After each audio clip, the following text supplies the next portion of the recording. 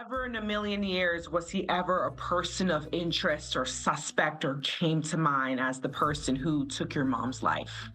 No, not at all. And how you can look somebody in the eye and knowing that you committed this crime and act like nothing happened is pretty unreal.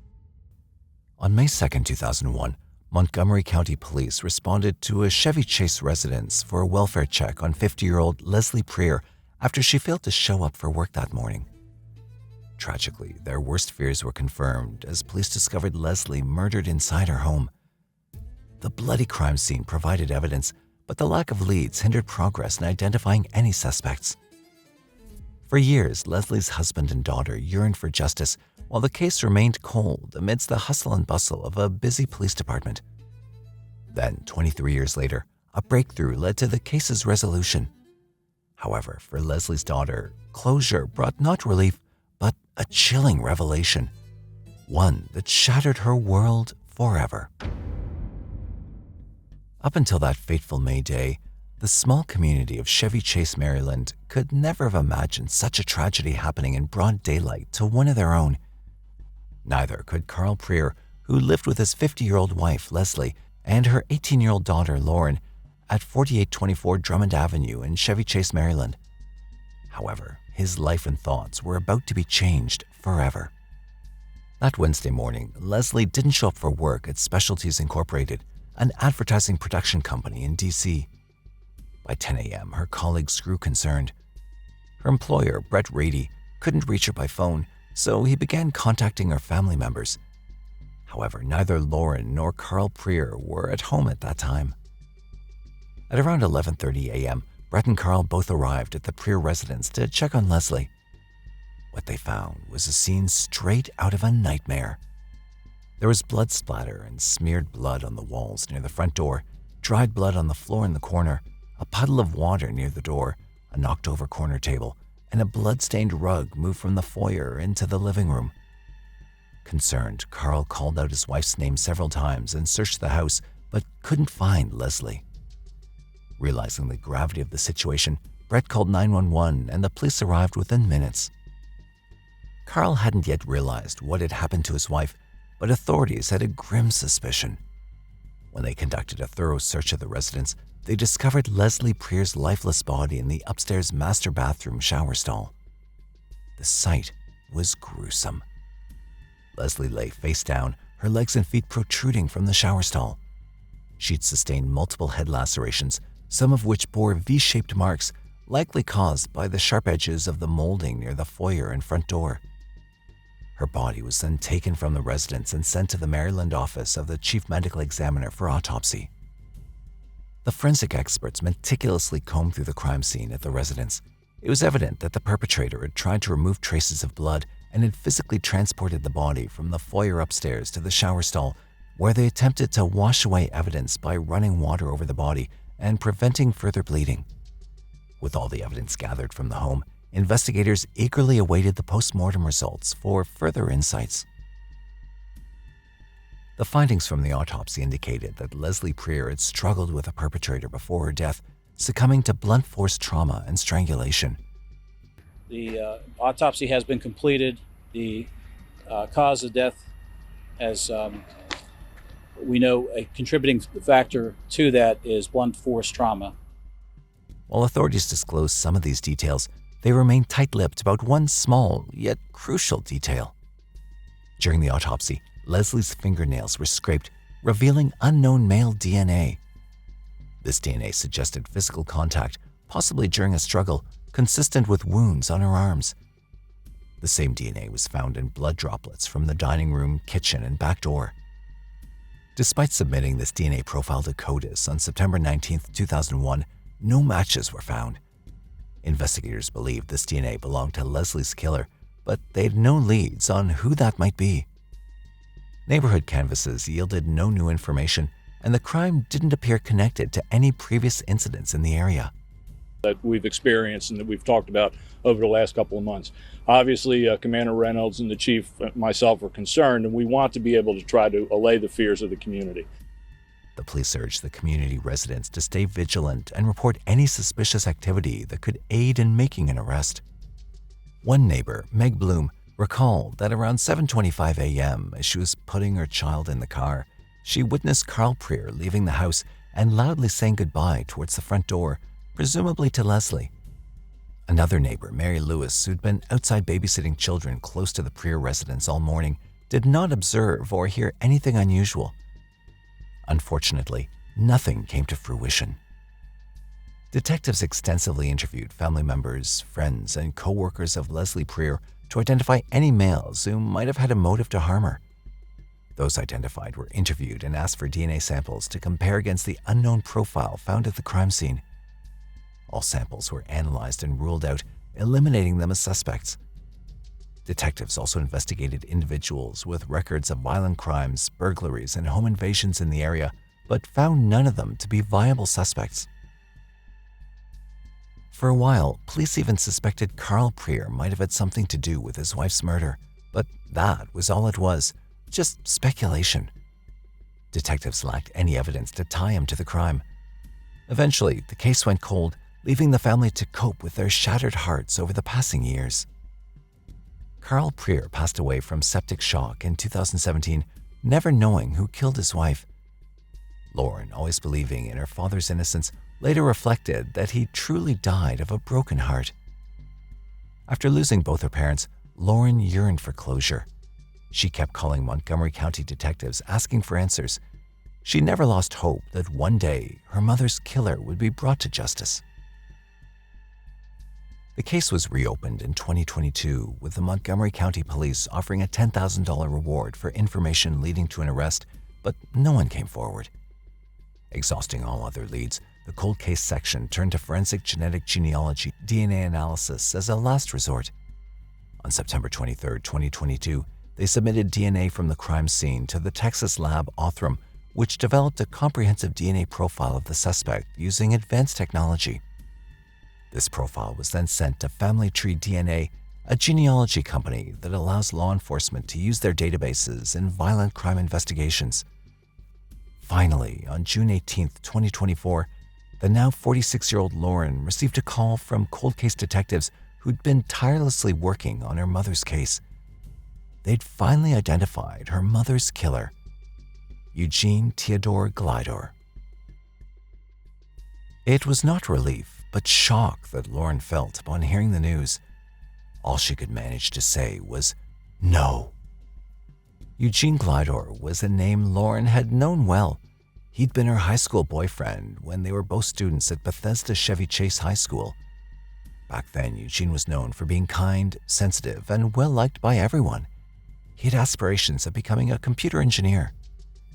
Their families were close, and the young lovers often spent time together at each other's homes. Loraine's father, Carl, would barbecue while her mother, Leslie, cooked pasta, and they'd all gather around the kitchen island to eat. Glidor even joined them on family trips to lakes near the Outer Banks and beaches in Delaware and Maryland, where they enjoyed playing games like Life and Parcheesi. During their 5-year relationship, Loraine witnessed Glidor struggle with his parents' divorce and was aware of some volatile family dynamics, but she never experienced any violence from him nor suspected he was capable of such a crime. In fact, she was so confident in his character that she once marched down to a local police station around 1995 to defend him when investigators suspected he matched the description of someone who had assaulted a woman on the bike path between their houses. Now, the memory infuriated her as feelings of betrayal surfaced. Ironically, Loraine later recalled that her mom always spoke fondly of Glidor, while her dad had always felt there was something off about him. They broke up 2 years into a long-distance relationship shortly after Loraine's second year of college. They didn't speak for 3 years after the breakup, but Loraine still considered him a close family friend. Although Glidor didn't attend Leslie's funeral, Loraine unexpectedly ran into him at a bar in Bethesda shortly afterwards.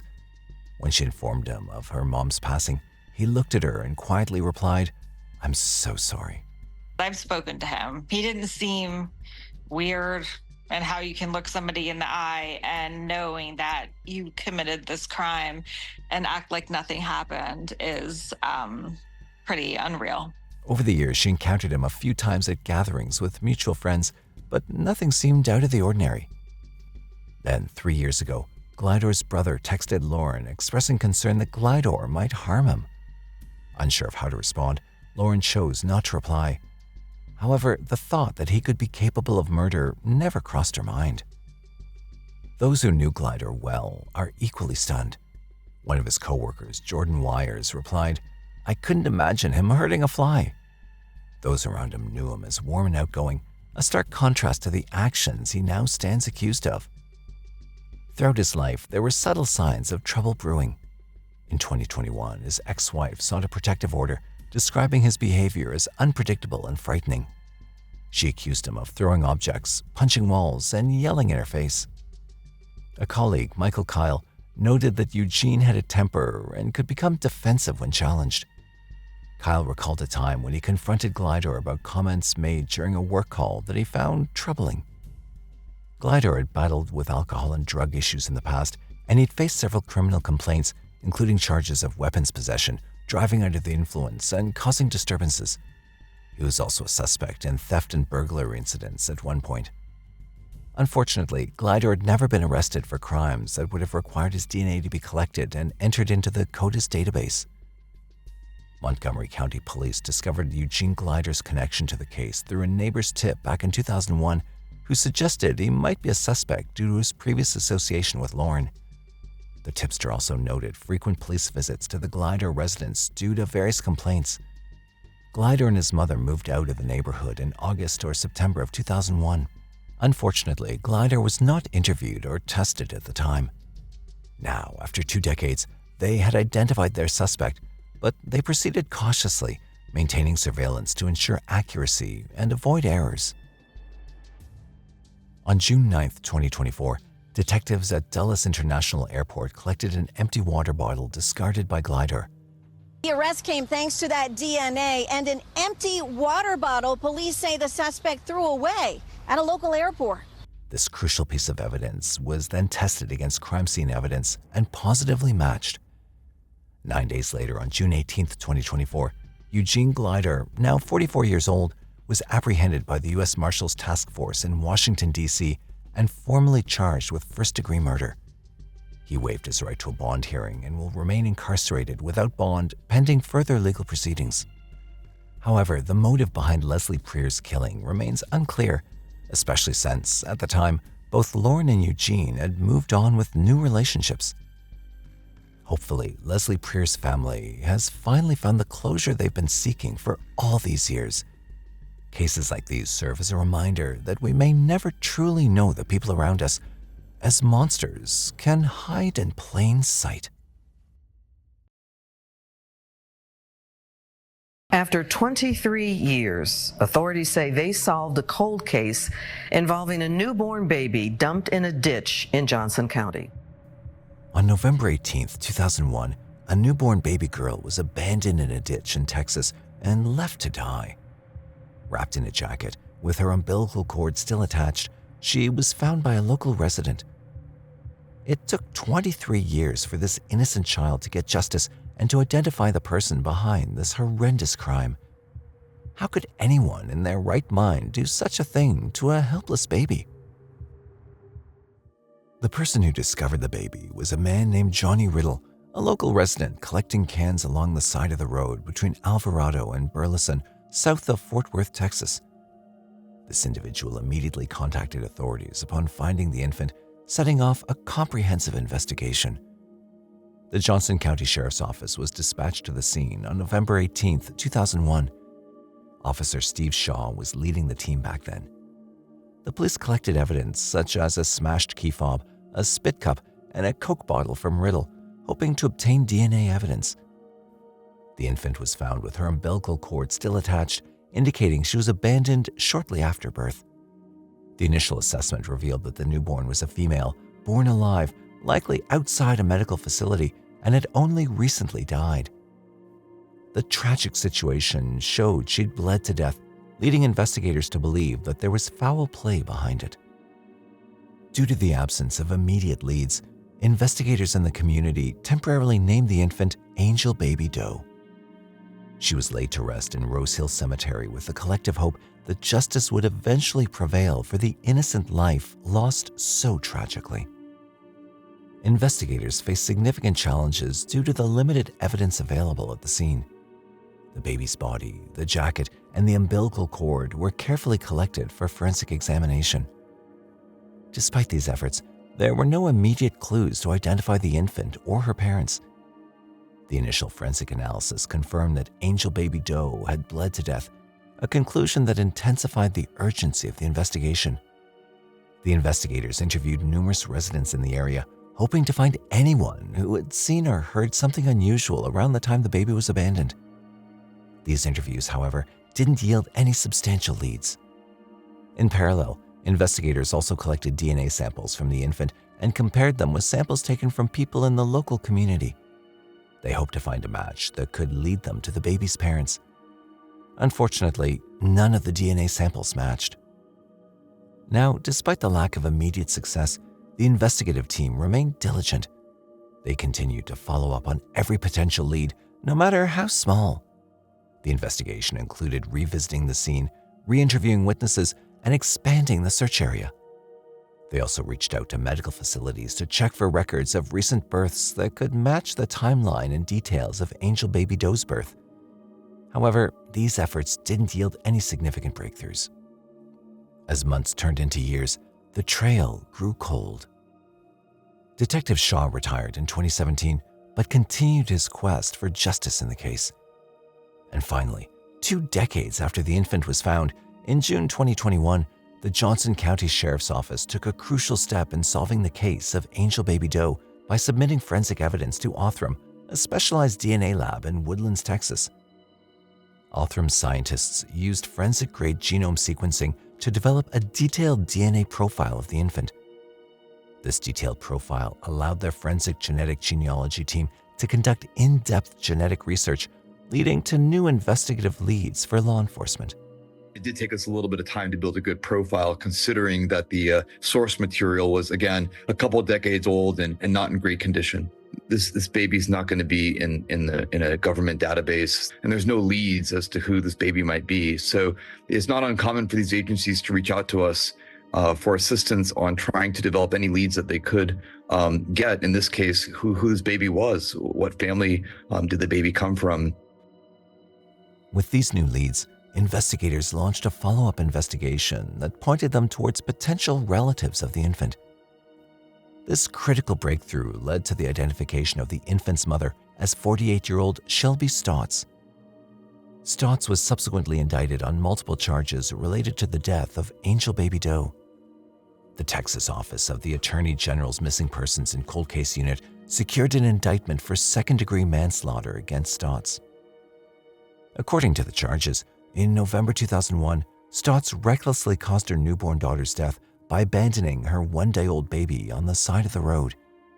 She failed to seek medical care after giving birth and didn't clamp the baby's umbilical cord, leading to the child bleeding to death. Stotts had worked as a paraprofessional at Claiborne High School. The Claiborne Independent School District issued a statement saying that they were aware of the arrest and grand jury indictment of Shelby Stotts. Claiborne ISD took the allegation very seriously, and she was no longer employed by Claiborne ISD. In June 2022, the Johnson County Sheriff's Office sought assistance from the Attorney General's Cold Case and Missing Persons Unit to help investigate new leads. Since then, the unit has worked closely with the Johnson County Sheriff's Office on the case. By September 2023, DNA samples taken from Shelby Stotts and Angel Baby Doe confirmed that Stotts was the biological mother. Additional evidence indicated that the child was alive and breathing at birth, and that Stotts was, indeed, responsible for abandoning her. Stotts was indicted and arrested on July 1, 2024. She faces charges of second-degree manslaughter and is currently held in the Johnson County Jail on a $100,000 bond pending arraignment. According to the Attorney General's office, Stotts will be prosecuted under the laws that were in effect at the time of the child's abandonment and death. In 1999, just 2 years before Angel Baby Doe was born, Texas became the first U.S. state to enact the Baby Moses Law, or Safe Haven laws. These laws allow mothers in crisis to safely relinquish their babies at designated locations where the child can receive medical care until a permanent home is found, according to the U.S. Department of Health and Human Services. It's unknown why Stotts didn't take advantage of these services. After more than 20 years, the Angel Baby Doe case finally received the closure and justice it deserved. Without the advancements in technology, solving the case would have been extremely challenging. Typically, cases like these, without a confession or an anonymous tip, remain unsolved and become cold over time. And for Detective Shaw, achieving closure on this case means bringing it to a definitive close. There's going to be a name put on that marker. That's the most important thing to me, is to get a name put on that little baby's marker. November 12th, 1966. Calumet City, Illinois was plunged into darkness when Karen Snider, an 18-year-old new mother, was discovered in her bedroom, lifeless, bruised and bathed in blood from over 100 stab wounds. The vicious crime shocked the community to its core. Yet despite its atrocity and police being aware of the suspect, justice remained elusive. For more than 57 years, Karen's murder remained unsolved. But just when all hope seemed lost, a bright spot emerged as a chance at a long-awaited closure when decades-old leads were revisited. At 11:10 p.m. on November 12, 1966, police arrived at the house in the 400 block of Wilson Avenue, Calumet City, Illinois. The call, made by Karen's husband, Paul Snider, led them to a chilling crime scene. Like any other day, Paul returned from work on that fateful night. As he stepped into his bedroom, a sight froze him in terror. Karen lay motionless in a pool of blood, her clothes in disarray. Panic-stricken, he rushed to find their 2-month-old daughter, Paula. Thankfully, she was found unharmed in her crib in another room. Upon receiving Paul's call, the police swiftly arrived at the scene. They meticulously examined the crime scene and collected evidence. Then Karen's body was sent for further examination. Despite their thorough search, no significant clues or murder weapons were discovered. Chicago Crime Laboratory detectives were also alerted and conducted their own investigation at the crime scene. Despite their efforts, they found no clear fingerprints at the time of the murder. However, their hopes rested on tests being conducted on blood smears found on a broken basement window, suggesting a possible entry point for the killer. Later, during the autopsy, it was discovered that Karen had suffered from both severe beatings and had been stabbed a total of 125 times. As time passed, investigators hit a dead end in the case. On the other hand, Paul provided a potential lead, naming James Barbier, a former railroad colleague and his friend. Barbier emerged as a prime suspect in 1966 when police noticed him at Karen's funeral, where he served as a pallbearer. His hands bore cuts that appeared consistent to that with a knife or from a recent altercation, raising suspicion. Despite being under scrutiny from that point forward, insufficient evidence prevented authorities from formally charging Barbier. He remained a suspect in the case, but was never arrested. Investigators tirelessly sought to establish a connection between James Barbier and Karen Snider, hoping to uncover a motive behind her tragic death. Born on July 29, 1948 in Indiana, USA, Karen was the beloved daughter of Russell Delbert Neves and June Pearl. She married Paul at a young age and soon became a mother. Their life seemed blissful, centered around their precious child Paula, with no anticipation of the horrors that would unfold. Barbier, a trusted family friend, had been on good terms with both Karen and Paul. So as the investigation proceeded further, the detectives took their inquiry to the next level, executing DNA and blood tests to establish a biological link with the suspect. But despite extensive blood and DNA testing, investigators could not find any evidence linking him to the crime. As time passed, the investigation yielded no new leads or developments. And with insufficient evidence and no other leads to follow, the case went cold for years. However, the tragedy had a lasting impact on Karen's family. Paula, raised motherless by her devoted father Paul, grew up and eventually married. However, her mother's unresolved murder continued to cast a long shadow over her life. Reflecting on her childhood, Paula Larson recalled, "I carried it with me when my father explained what happened. I was about 11, but even at 5, I heard children at school talking about it because their parents spoke of it." Paul tirelessly advocated for James Barbier as the prime suspect, convinced of his guilt. Despite his efforts, investigators couldn't gather sufficient evidence, and the case remained unsolved for years. In 1989, Paul passed away without ever knowing the truth behind his beloved wife's murder, leaving Paula determined to seek justice on her own. Over the years, Paula persistently contacted authorities, hoping for progress in the case, only to face disappointment with each response. Finally, in December 2022, Calumet City detectives reopened the long-dormant case after receiving a call from Kevin Seeley, who had grown up hearing about Karen Snider's murder from his grandmother. His grandfather and Paul Snider were cousins. Due to his familial ties, Kevin felt a personal connection to the mystery and was eager to learn its current status. She always spoke of it, and someone that committed something like this should be caught or at least looked into. Over the next year, detectives meticulously sifted through evidence and interviewed witnesses, reigniting hope that justice might finally be served after decades of silence. Detectives sent Snider's decades-old preserved clothing and a bedsheet to the Illinois State Crime Lab for analysis. Using advanced testing technology, the bloodstains on her dress indicated a possible match with Barbier's DNA. By March 2023, investigators secured a search warrant in Missouri and, with court order, obtained a DNA sample from the suspect. The subsequent analysis led to Barbier being charged with the murder. In April 2024, 79-year-old James Barbier was apprehended in Creve Coeur, Missouri, and extradited to Calumet City to stand trial. The news of the arrest brought immense joy to Karen's family, and her brother, Bill Neves, openly expressed his relief. And for 57 years, he was free, and my sister's been in the ground. Surprisingly, the arrest couldn't bring clarity to the case, as the motive behind Barbier's cruel act remained a mystery. However, during the trial, a surprising twist of law unfolded, resulting in the accused perpetrator being set free. Barbier appeared in Markham for his initial court hearing on May 2, 2024.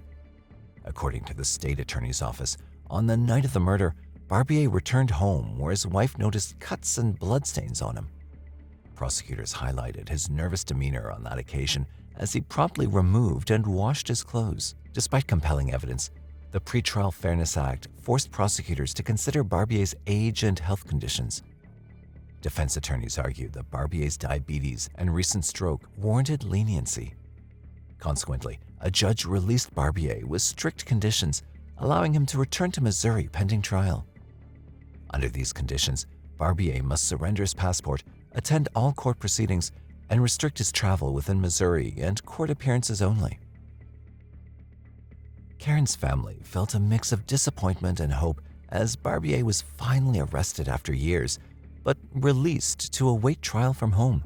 Despite their disappointment, they clung to the hope that justice would prevail for their beloved Karen. Karen's daughter, Paula, reflecting on Barbier's arrest, said, "My family, my father's side, had always said, this is the man. I felt no remorse for him. I do not feel bad. I feel that you have lived your life 57 years free. I don't feel bad for him."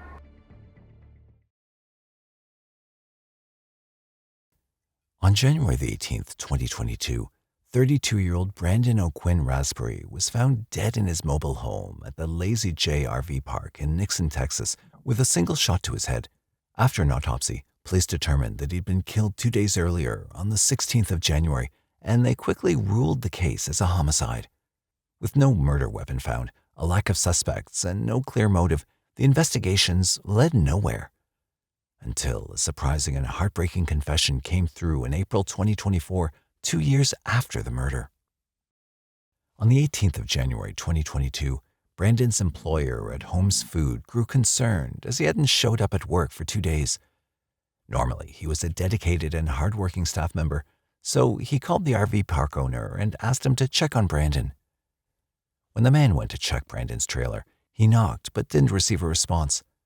So he waited for a while before forcing his way in.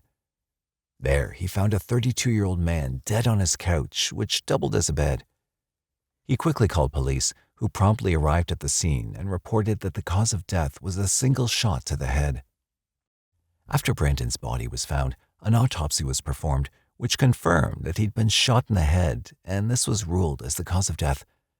They also found 2 minor grazes on his body, one on his right middle finger and one on his left index finger. Medical examiners confirmed that Brandon had been dead for 2 days before the RV park owner found him.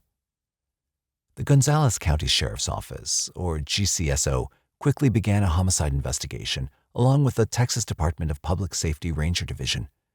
They collected evidence from Brandon's house, including the spent shell casings, and sent it to the crime lab in Austin for analysis. The casings were found to be from a 9mm handgun. Investigators obtained search warrants to go through the data from Brandon's cell phone, as well as any other phones in the area, but no leads were discovered. They also searched the trailer park for any clues or evidence of the murder weapon, but nothing was found. For more than a year, there was very little to go on. No murder weapon, no unfamiliar DNA sample, and no motive for the murder could be found. All the other trailer owners had been interviewed, but no one knew anything. The Gonzales County Sheriff's Office was still putting out requests for the public to help solve the case. The Greater Gonzales County Crime Stoppers even offered a cash reward to whomever submitted a tip that led to any information about Brandon's killer.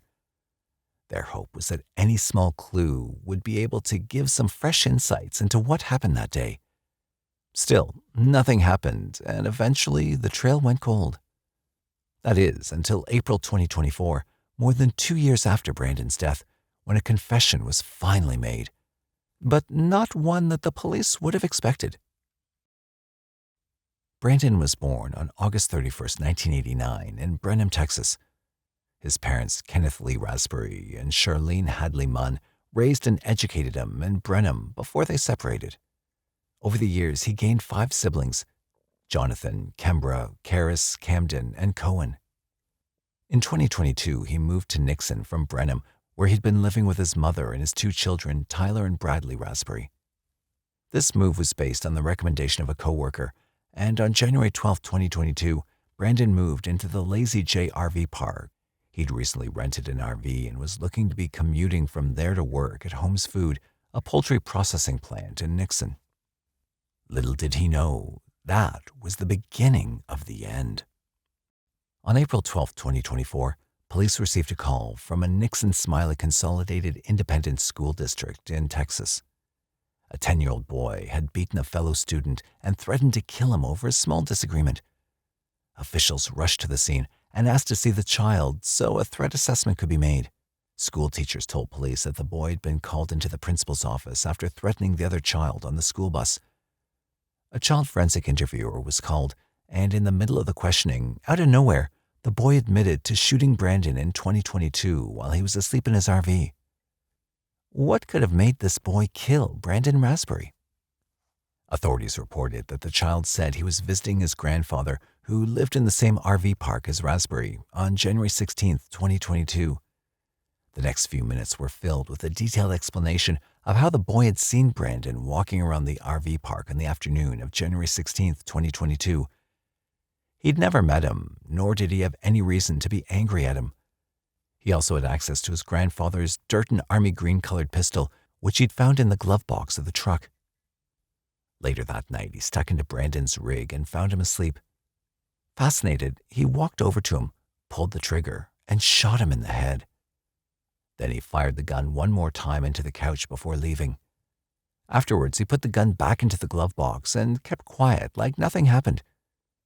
According to him, he just wanted to see how it felt to fire a gun. Detectives were beyond shocked and asked about the whereabouts of the gun. The boy said his grandfather had later pawned the gun, and after investigations, the gun was found at a pawn shop in Seguin, Texas. On April 17th, the shell casings found at the crime scene were tested and compared to the gun using the National Integrated Ballistics Information Network. To everyone's surprise, the test results showed the 9mm gun was the weapon used to kill Brandon Rasberry. The grandfather was questioned, and he denied any involvement in the murder. According to him, he never suspected it had been used to commit a crime. At the time of the murder, the boy was 7 years old, just a week away from his 8th birthday, and this shocked investigators, especially due to the legal challenges involved. According to Texas law, children under the age of 10 cannot be held criminally responsible for their actions towards anyone. Based on this, no murder charges were filed against the boy for Brandon's death, and he was placed in emergency detention for 72 hours. After this, he was taken to a psychiatrist hospital in San Antonio for monitoring due to the severity of his actions. When he was released, a terrorist threat charge was filed against him at the Gonzales County Sheriff's Office due to his actions against his classmate on the school bus. The boy was placed in detention again by the Gonzales County Juvenile Probation to await his court date at a later time. Kenneth Lee Rasberry, Brandon's father, was surprised at the turn of events. He said this wasn't anything near the suspect they'd imagined. This is a little boy, for reasons that I'm sure these counselors and case managers and all of that's going to pick that poor little boy's brain apart, he also said about the child. He said that the child must have been tormented by something to take such actions, and that he needs to be preyed upon, comforted, and forgiven. According to Kenneth, as the kid is still young, he hopes he can still be helped. Brandon's mother, Charlene Hadley Rasberry, was in disbelief. She said she couldn't wrap her head around how one 7, almost 8-year-old could do something like this without any remorse. Look at this one, 7, almost 8. It's unbelievable. Though the boy responsible for the murder was placed in a detention center for monitoring, the Rasberry family wasn't satisfied as they expressed their heartbreak over the lack of justice for Brandon. The family started an online petition to increase awareness and change Texas law when it comes to juveniles and justice. The petition cites the American Psychological Association, saying, "By age 7, most children can distinguish right from wrong and understand consequences." Hadley, who signed the petition, justified her decision, stating that she believed the boy should face legal consequences for murdering Brandon.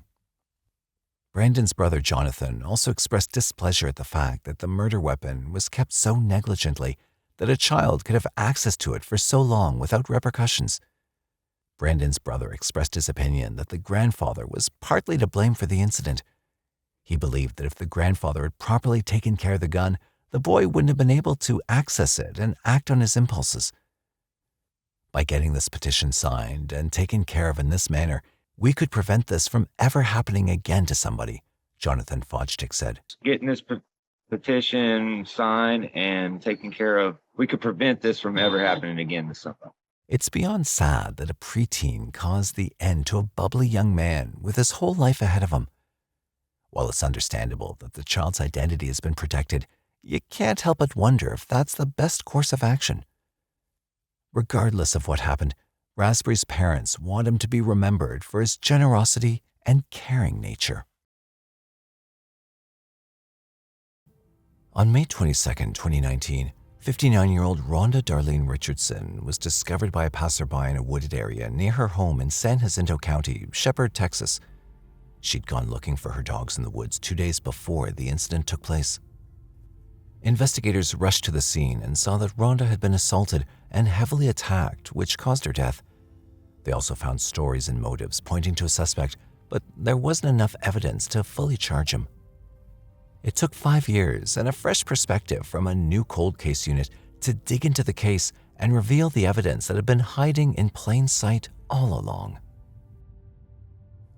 On the afternoon of May 22, 2019, 2 people riding an ATV on a trail in the wooded area of the Sam Houston National Forest found a woman lying face down with her boots placed next to her.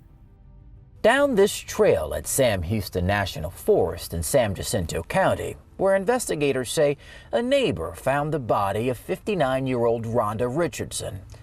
The San Jacinto County Sheriff's deputies were called to the crime scene at 4 p.m., where they identified the woman as Rhonda Darline Richardson. Rhonda had multiple slashes on her body with blunt force trauma to the head and face. After checking her pulse, they confirmed she was dead and an autopsy revealed she'd been there for about 2 days. Rhonda's body was already in an advanced state of decomposition when it was found, so police could not really specify what killed her.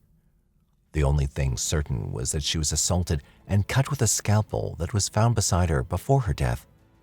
After this, police officials ruled her death as a homicide, and investigations into her death quickly commenced.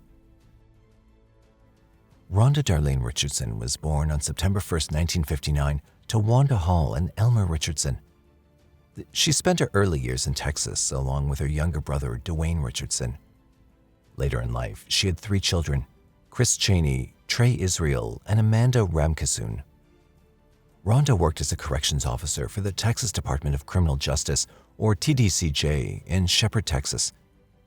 Frequently known as Rhonda Israel, she'd worked at different prisons, and just before her death, she was stationed at the Polunsky Unit, a prison near Livingston that held Texas death row inmates. She'd been working there for the past 25 years and was set to retire in a few months. Rhonda lived alone with her dogs, and she spent her free time traveling and gardening. Investigators thought this could be a homicide initiated by someone who had something against Rhonda, as when she was found, she still had her jewelry on her. If the motive was robbery, then that person would have taken her belongings, and because of this, the police assumed her death might have been related to her work. The Texas Department of Criminal Justice, where she worked, questioned the inmates to determine whether she was a target, but they found nothing. She had no known enemies or issues with former inmates or co-workers. After this, officials went to her home and asked the neighbors if they'd seen or heard anything that had seemed suspicious in the days before her death. A neighbor mentioned that Rhonda had asked her neighbors to help her search for her missing dogs. One of the neighbors, Robert Dale Clary, had offered to help. According to another neighbor, James Talbert, he heard Robert on a phone call threatening to kill Rhonda's dogs, but he didn't tell Rhonda anything.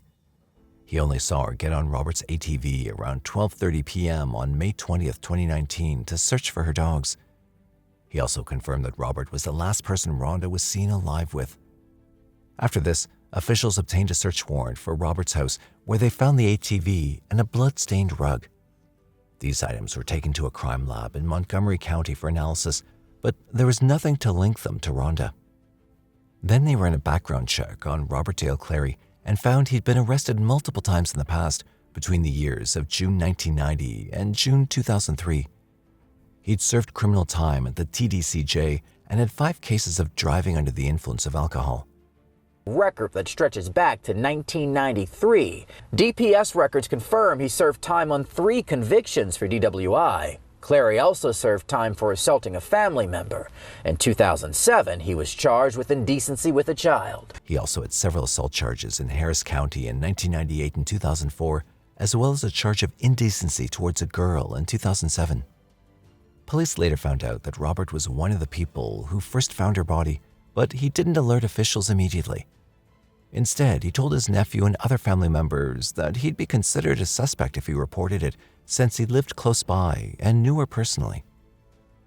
Later, on the day they found her, he returned to where her body was with his nephew and took photos of it. It was his nephew, Jason Clary, who later informed the police about Rhonda's body. After hearing this information, the officials were almost certain that Robert had a hand in Rhonda's death. When the officials brought Robert in for questioning, he told the police that he only helped Rhonda look for her dog by driving her around the woods in his ATV. Still, investigators wondered how she went so deep into the forest when she was on foot with a set of ATV tire tracks found near her, coupled with the fact that she was naturally afraid of the woods because of snakes. They involved the FBI and the U.S. Forest Service Investigative Unit, but nothing new or defining against Robert or any other suspects were found. Thus, they weren't able to formally charge Robert by the end of 2020 for the murder of Rhonda Darline Richardson, and eventually, with no leads, the case went cold. In 2022, the team from Cold Justice took over the case and started to review it again. Former prosecutor Carrie Siegler joined forces with law enforcement from the San Jacinto Sheriff's Office to go through case notes, files, and witnesses. They also returned to the crime scene and asked further questions about the events that took place on May 22, 2019. The lead investigator, Steve Spingola, believed she'd been murdered, but Siegler believed that Rhonda had suffered a heat-related heart attack. He believed this because Rhonda had been overweight and hypertensive, and because of that, she might have fainted deep in the forest, after which an animal probably preyed on her. The forensic investigator, Catherine Pootere, however, ruled out an animal attack because of the absence of bite marks on her. Also, the scalpel used on her was still near her body.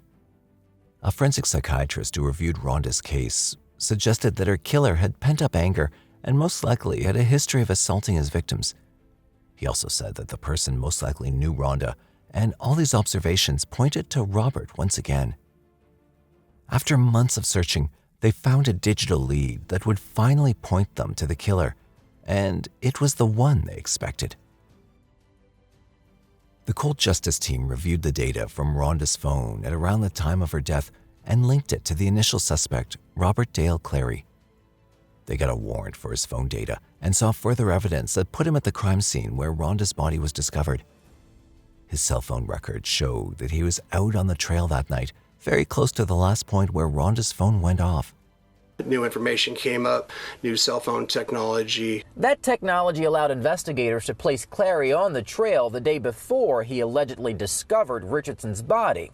Investigators were able to match that data with data from Richardson's phone, also placing her on the very trail at the same time as Clary. That, along with subsequent accounts from witnesses, helped to crack the case. According to the police, Robert had also kept the pictures he took of Rhonda's body even after the police asked him to delete them. In addition, a new witness had come forward to link Robert to the murder, though information regarding who this was and what they said was never released to the public. Based on this, Robert was questioned again in 2022 by Detective Sharpen and questioned again at the San Jacinto County Jail. He still denied knowing Rhonda's phone number and giving her a ride on his vehicle, as well as having any pictures of her on his phone. Since his words contradicted the evidence police found, that gave the police further reasons to detain him.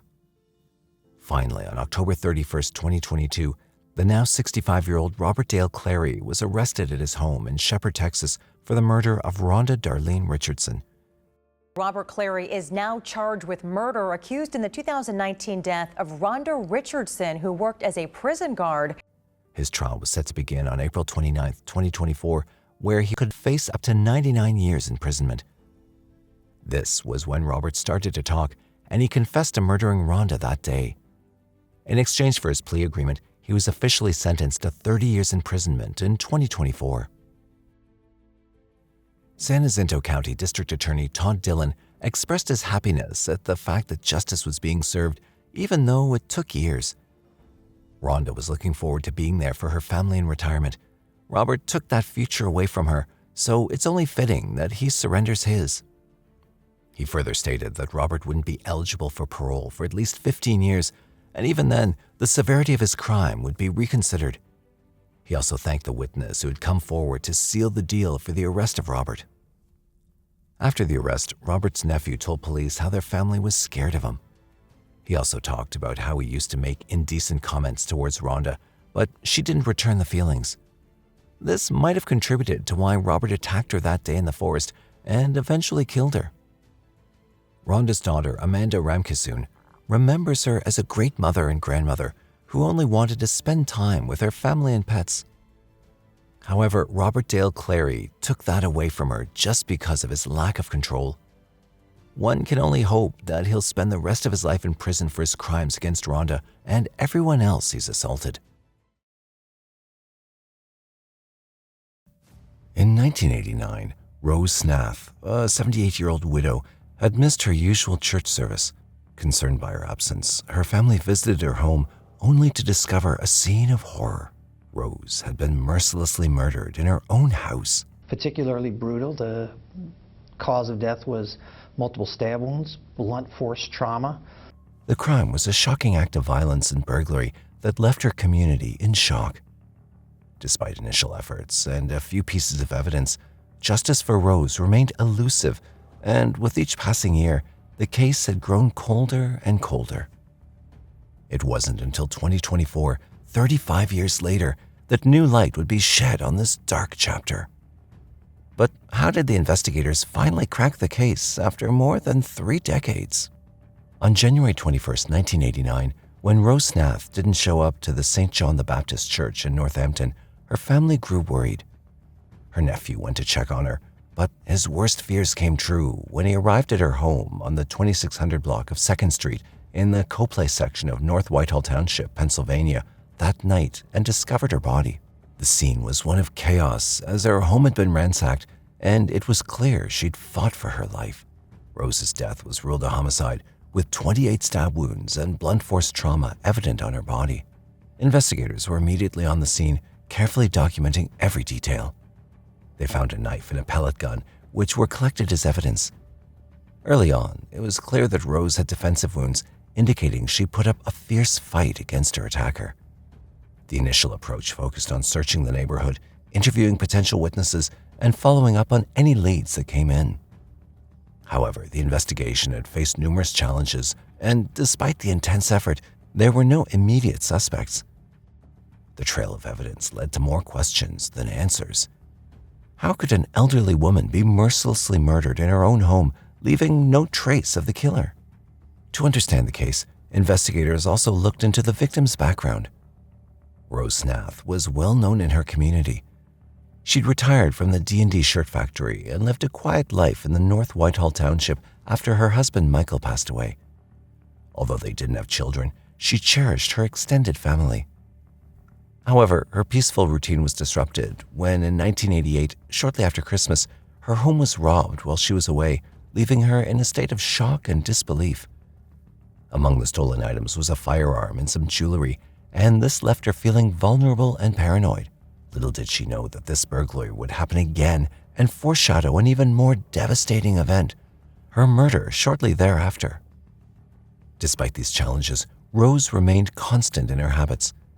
A regular attendee of St. John the Baptist Church in Northampton, she never missed Sunday services and cherished the post-service lunches with friends.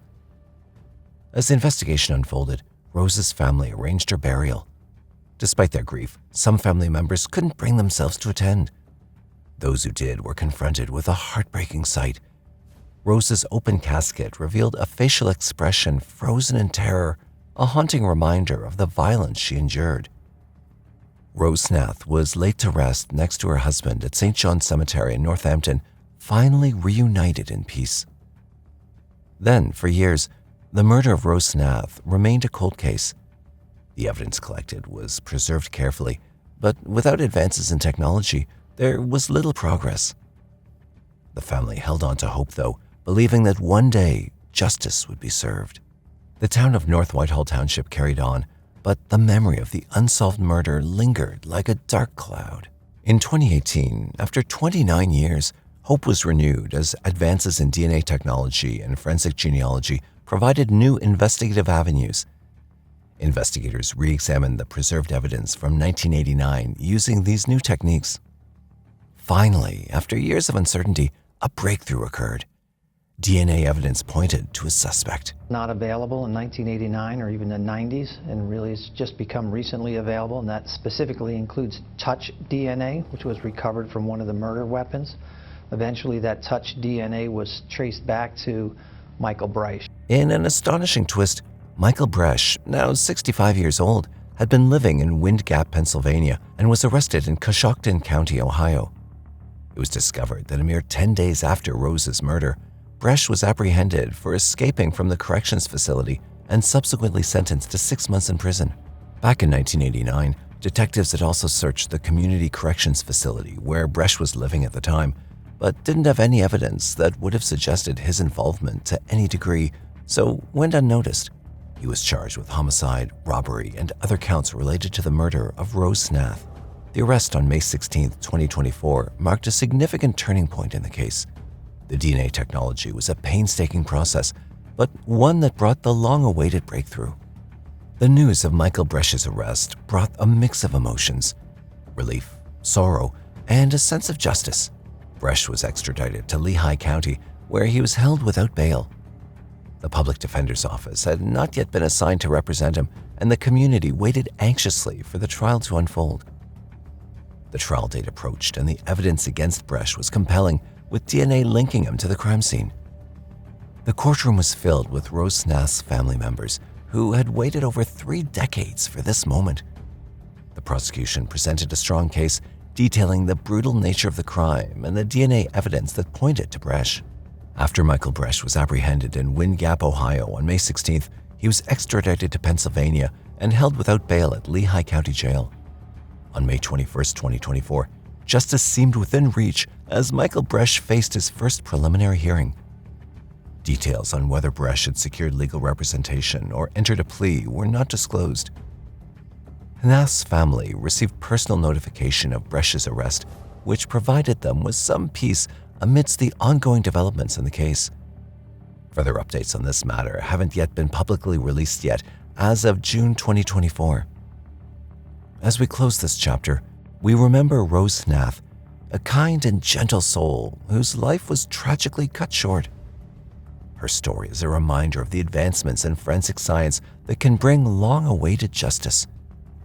The year 2024 will be remembered not just for the arrest, but for significant progress in a case that had spanned more than 30 years, yet with many questions still unanswered.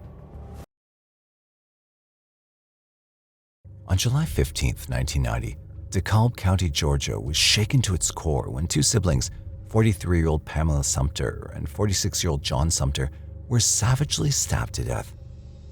Pamela initially survived the attack, but tragically succumbed to her injuries weeks later, but not before leaving investigators with a vital clue she had bravely shared. The Sumpter family was forever altered by the devastating incident. Yet despite the atrocity of the tragic incident, the case remained unsolved for 34 years. But just when all hope seemed lost, a new lead emerged, offering a chance at long-awaited closure. On July 15, 1990, in Georgia, DeKalb County Police were alerted to a grim scene at an apartment complex on Tree Hills Parkway in the town of Stone Mountain. There, they found Pamela lying in a pool of blood, grievously injured, but still clinging to life. Despite her harrowing ordeal, Pamela managed to convey to the officers that she'd been assaulted and stabbed by a man she barely knew. She said that her brother John had also been attacked. Authorities searched and found him deceased in another room, his body bearing multiple stab wounds. Without delay, Pamela was hospitalized. During her stay, medical officials collected an assault kit containing the perpetrator's DNA. Despite her dire condition, Pamela somehow managed to speak with investigators, and she provided them with the only clue they had. She informed them that her brother had invited the man to their apartment, about whom she knew nothing except that he was from Detroit, Michigan. Tragically, this was one of her final acts as she passed away from her injuries 3 weeks later on August 5, 1990. However, the investigators struggled to gather additional evidence and leads in the case. As time passed, there was no further development, and the investigation went cold for years. Nearly 3 decades later, in 2022, the District Attorney's Office of DeKalb County secured the prosecuting cold cases using DNA grant totaling $500,000 with an additional $33,000. This funding bolstered cold case investigators and the private lab, Othram, to re-examine and resolve the case. The decades-old assault kit of Pamela, carefully stored all these years, was finally sent for testing. In February 2023, DNA extracted from the kit yielded no matches in a statewide database, but produced a breakthrough when uploaded to a national database. Within days, it matched a 1992 assault case in Detroit that had never been prosecuted, where the victim identified her ex-boyfriend, Kenneth Perry, as her assailant. The reason behind the case never being taken to trial was never revealed to the public. However, with this crucial lead, authorities started taking a closer look at Perry. Simultaneously, they partnered with Othram, a lab specializing in forensic genetic genealogy. By comparing the unknown DNA to voluntary submissions from family members in databases, they successfully identified Perry through genetic genealogy analysis. The evidence conclusively linked Perry to the gruesome crime, prompting authorities to take him into custody. On June 6, 2024, 55-year-old Perry, residing in Loganville, Georgia, was finally arrested. Then, the court's order led to a DNA comparison, which further confirmed a match between Perry's DNA and the DNA from Pamela's previously collected and preserved assault kit. Perry was held without bond at DeKalb County Jail and awaited trial. On June 25, 2024, Kenneth Perry was found guilty by the DeKalb County Grand Jury for charges linked to the 1990 killings of Pamela Sumpter and her brother John Sumpter. James Sumpter, the victim's brother, finally found solace after years of anguish as the case was brought to a close. James expressed his emotions by saying, "It's been over 30 years since this terrible, evil tragedy happened to my brother and sister. We can face the future with hope. Challenging times are coming. Whatever suffering we must go through, whatever hardship we must endure, whatever sorrows, if we have hope, a better day is coming." Crystal Saunders, a bubbly 24-year-old woman from Winnipeg, was last seen alive on April 18, 2007, just before she got into a vehicle on Sargent Avenue and Sherbrooke Street. The next morning, an off-duty police officer found the woman's remains in a ditch near St. Ambroise, a community about 80 kilometers northwest of Winnipeg. Although there were some developments in the case in 2014, it took another decade to reach its conclusion. When it finally did in 2024, 17 years after the murder, the resolution shocked everyone involved. On the evening of April 18, 2007, Crystal Saunders was seen at Winnipeg's West End by a Winnipeg Police Services officer on duty. Around 6 p.m., the officer watched as she entered a vehicle at the northeast corner of Sargent Avenue and Sherbrooke Street. The car hastily drove away, and that was the last time she was seen alive. A little over 36 hours later, on April 20th, around 9 a.m., an off-duty police officer discovered her body near a ditch near St. Ambroise, Manitoba, a community 80 kilometers northwest of Winnipeg. He had been trying to check his trap line when he saw her body. More members of the Royal Canadian Mounted Police, or RCMP, soon arrived at the scene, and after initial investigations, they ruled Crystal's death as a homicide. However, at the time, they gave out no further information on how she died, which was devastating for her loved ones who wanted to know what happened to her. Crystal Shannon Saunders was born in 1983. She grew up in the north end of Winnipeg, where she attended St. John's High School. She lived with her grandmother, Eileen Saunders, and her uncle, Joe Saunders. Growing up, Crystal was a happy and bright child who enjoyed a variety of arts. She was good at music, dancing, math, and writing. Leslie Hansen, a friend of Crystal, described her as an ambitious person who had dreams of going back to school and becoming a counselor, working with at-risk youth. However, she soon got involved in escort work and was often away from home for hours at a time. She also got involved with drugs, and soon she became addicted. Somewhere during this journey, Crystal had a daughter, but due to her struggle with addiction, the child was taken in by Crystal's grandmother. In order to beat her addiction, Crystal began to attend a rehabilitation program in February 2007 at the Behavioral Health Foundation in St. Norbert, Manitoba. However, in March, she suddenly stopped attending. At the time of her death, Crystal had made plans to deal with her addiction and get her daughter back. The Portage La Prairie RCMP was put in charge of the investigation, and they started to question her family and friends, including those who had seen her on the day of her death. However, no one knew what happened to her, and since the police said very little about how she died, the public wasn't aware of what really happened. They interviewed Crystal's mother, Sandra Saunders, who said that her daughter had been scared for her life in the weeks before her death. She told police that Crystal was always talking about being threatened, but she never took it seriously because her daughter was always high on something. Upon further investigation, police found traces of unknown DNA on Crystal's body. It showed that she'd been assaulted before her death. But in 2007, there were no matches within the system, so that lead was left unattended to. Eventually, the trail went cold. By 2012, Project Devote took the lead of the still open investigation. They were a newly formed unit within the RCMP Winnipeg Police Services Task Force for Missing and Murdered Exploited Persons. This unit submitted the DNA sample found on Crystal's body to the National DNA Databank. But no leads were found on this until December 2014, when investigators were contacted by the National DNA Database. After 7 years, the DNA sample found on Crystal's body had finally been identified. So who was the last person in contact with Crystal Saunders?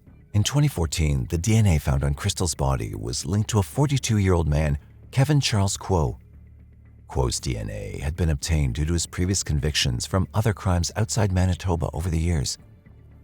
He was questioned about his involvement in Crystal's death, but he denied having killed her. Crystal's phone records showed that they'd been in contact the night she went missing, but Quo stood firm in the fact that he hadn't murdered her. Though his DNA was found on her, that wasn't enough to formally charge him for her murder, so he wasn't arrested. Over the next few years, police worked hard to find further evidence against Quo. At the time of Crystal's death, Quo was in the area, but his DNA being present at the crime scene could be ruled off as circumstantial. He attended his high school and post-secondary school in Winnipeg and had frequented areas around Ontario, Saskatchewan, Alberta, and British Columbia. After nearly a decade of police work, as well as other investigations trying to gather evidence, a breakthrough was finally reached in 2024. On January 27, 2024, Quo was arrested for the murder of Crystal Saunders. RCMP officers met him at his place of work in the lower mainland of Vancouver in British Columbia. Quo had been working and living in the area ever since the initial questioning in 2014. On January 29, 2024, he was officially charged with the second-degree murder of Crystal Saunders. Arrested 42-year-old Kevin Q from Vancouver, BC, and charged him with second-degree murder in relation to the death of Crystal Saunders. The police department in charge of the case, however, refused to comment on what further evidence was found against him. They only mentioned that the advancements in DNA technology had allowed them to confirm Quo's involvement in Crystal's murder. The investigators further stated that they also went through the records of interviews, case notes, and files through the years to reach a conclusion on the case. He was expected to be taken over from Surrey to Winnipeg for a formal charge, but further information regarding this case has not yet been released to the public. Sandra Saunders, Crystal's mother, told police it was the most wonderful news she had heard for a long time. Knowing who'd killed her daughter lifted the weight of pain she'd been carrying for 17 years. Joe Saunders, Crystal's brother, felt relief at the case being solved and anger towards his sister's killer. According to him, Quo had continued to live his life freely for 17 years after taking Crystal's. He also stated that Crystal's grandmother, who had died in 2017 before getting justice for her granddaughter, would be happy that the killer had finally been caught. On January 30th, 2024, a vigil was held in the Mamawi Chiatata Center at Winnipeg's North End to remember Crystal Saunders. Gathered around the fire, members of her family threw pouches of tobacco into it as they remembered their sister, friend, and mother. At a press conference held after Quo's arrest, the RCMP chief officer expressed displeasure as he said Crystal was a wonderful person who was just exploited and taken advantage of. Crystal was a mother, she was a daughter, and a friend to many that needlessly lost her life to violent crime. Crystal also struggled. She was exploited and had issues with addictions. Unfortunately, Crystal was a vulnerable person, and someone took advantage of that. Natani Fontaine, the Manitoba Families Minister, talked about the ripple effects this case would cause in the lives of Manitoba residents. Yes, this is good news. It's going to have some ripple effects, but also I think that what you're going to see is that families will have a sense of hope, but also coupled with frustration. In all of this, one thing that's clear is that slowly and surely, the advancements on DNA technology is paving the way for these murderers to be brought to justice.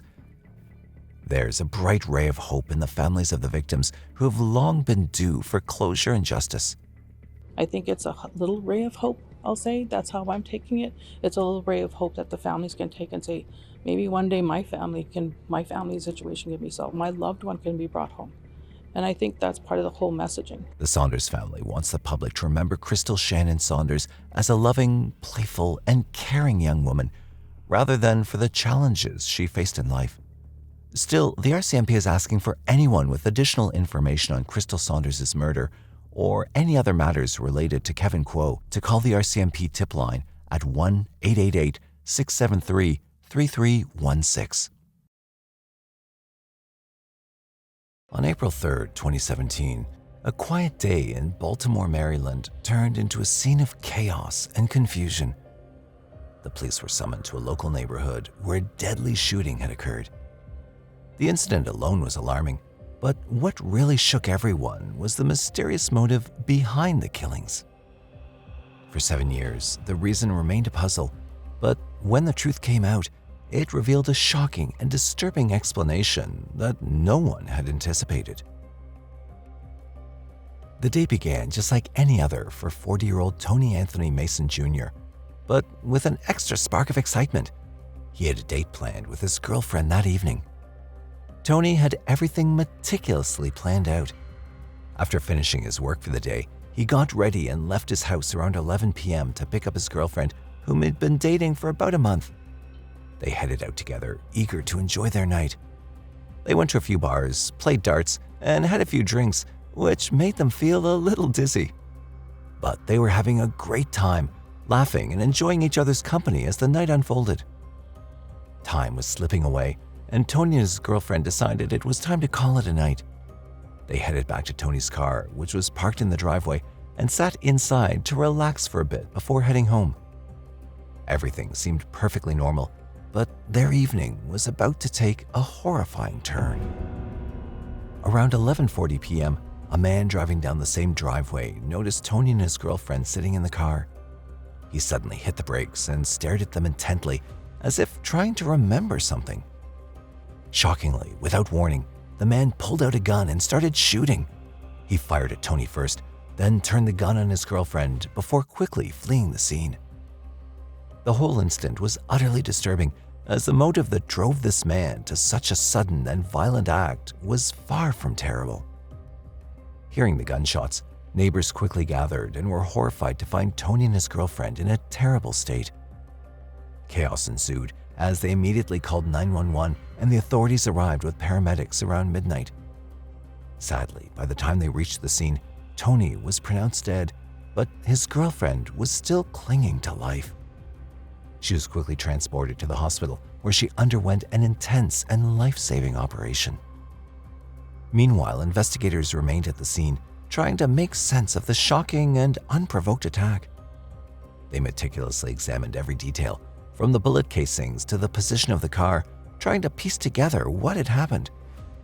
The investigation was complex and required thorough attention to every possible clue, as there was nothing immediately obvious to explain the violence. Tony had been shot twice in the head, which seemed like a clear indication that he was the primary target. The authorities found no signs of a struggle, no illegal substances, and nothing out of the ordinary that might suggest what had led to this tragic event. It was crucial to understand who Tony was and why someone would want to kill him. As they delved deeper, they discovered that Tony Anthony Mason Jr. wasn't just any ordinary person. He was a respected sergeant with 17 years of service in Washington's Metropolitan Police Department. On the night of the incident, he was off duty, unarmed, and not wearing his uniform, which had initially made his identity unclear to his fellow officers. Even after conducting extensive background checks on both Tony and his girlfriend, the investigators found no links to criminal or gang activity. The revelation introduced a new dimension to the case, which shocked the investigators with the mystery behind why an off-duty police sergeant was targeted in such a manner, which clearly seemed like a senseless act of violence. Investigators began to consider if someone might have held a grudge against Sergeant Tony because of his position and decided to kill him out of revenge. This theory provided a potential motive for the crime. To gather more details, the authorities reviewed CCTV footage from the area, hoping to catch a glimpse of the killer. In the footage, they saw a car pull up and stop near Tony's vehicle. For a few moments, there was no movement. Then, suddenly, a hand emerged from the car's window and the person started shooting. The CCTV captured the chilling scene clearly: the flash of the gun, the recoil, and the car speeding away afterward. With this crucial evidence, the authorities focused their search on tracking down the car, believing it to be the key to finding the killer. The clarity of the footage showed the car's make and model, providing a solid lead.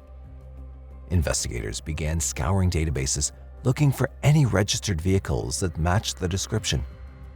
They also canvassed the neighborhood, hoping someone might have seen the car before or after the incident. Despite their efforts, the cars seemed to have disappeared into thin air. It was as if the vehicle had been swallowed by the night, leaving no trace behind. Despite their best efforts, the authorities hit a dead end in the investigation into Sergeant Tony's tragic death. Being frustrated and determined to find justice, investigators took a drastic step. They offered a $20,000 reward to anyone who could provide information leading to the capture of the killer.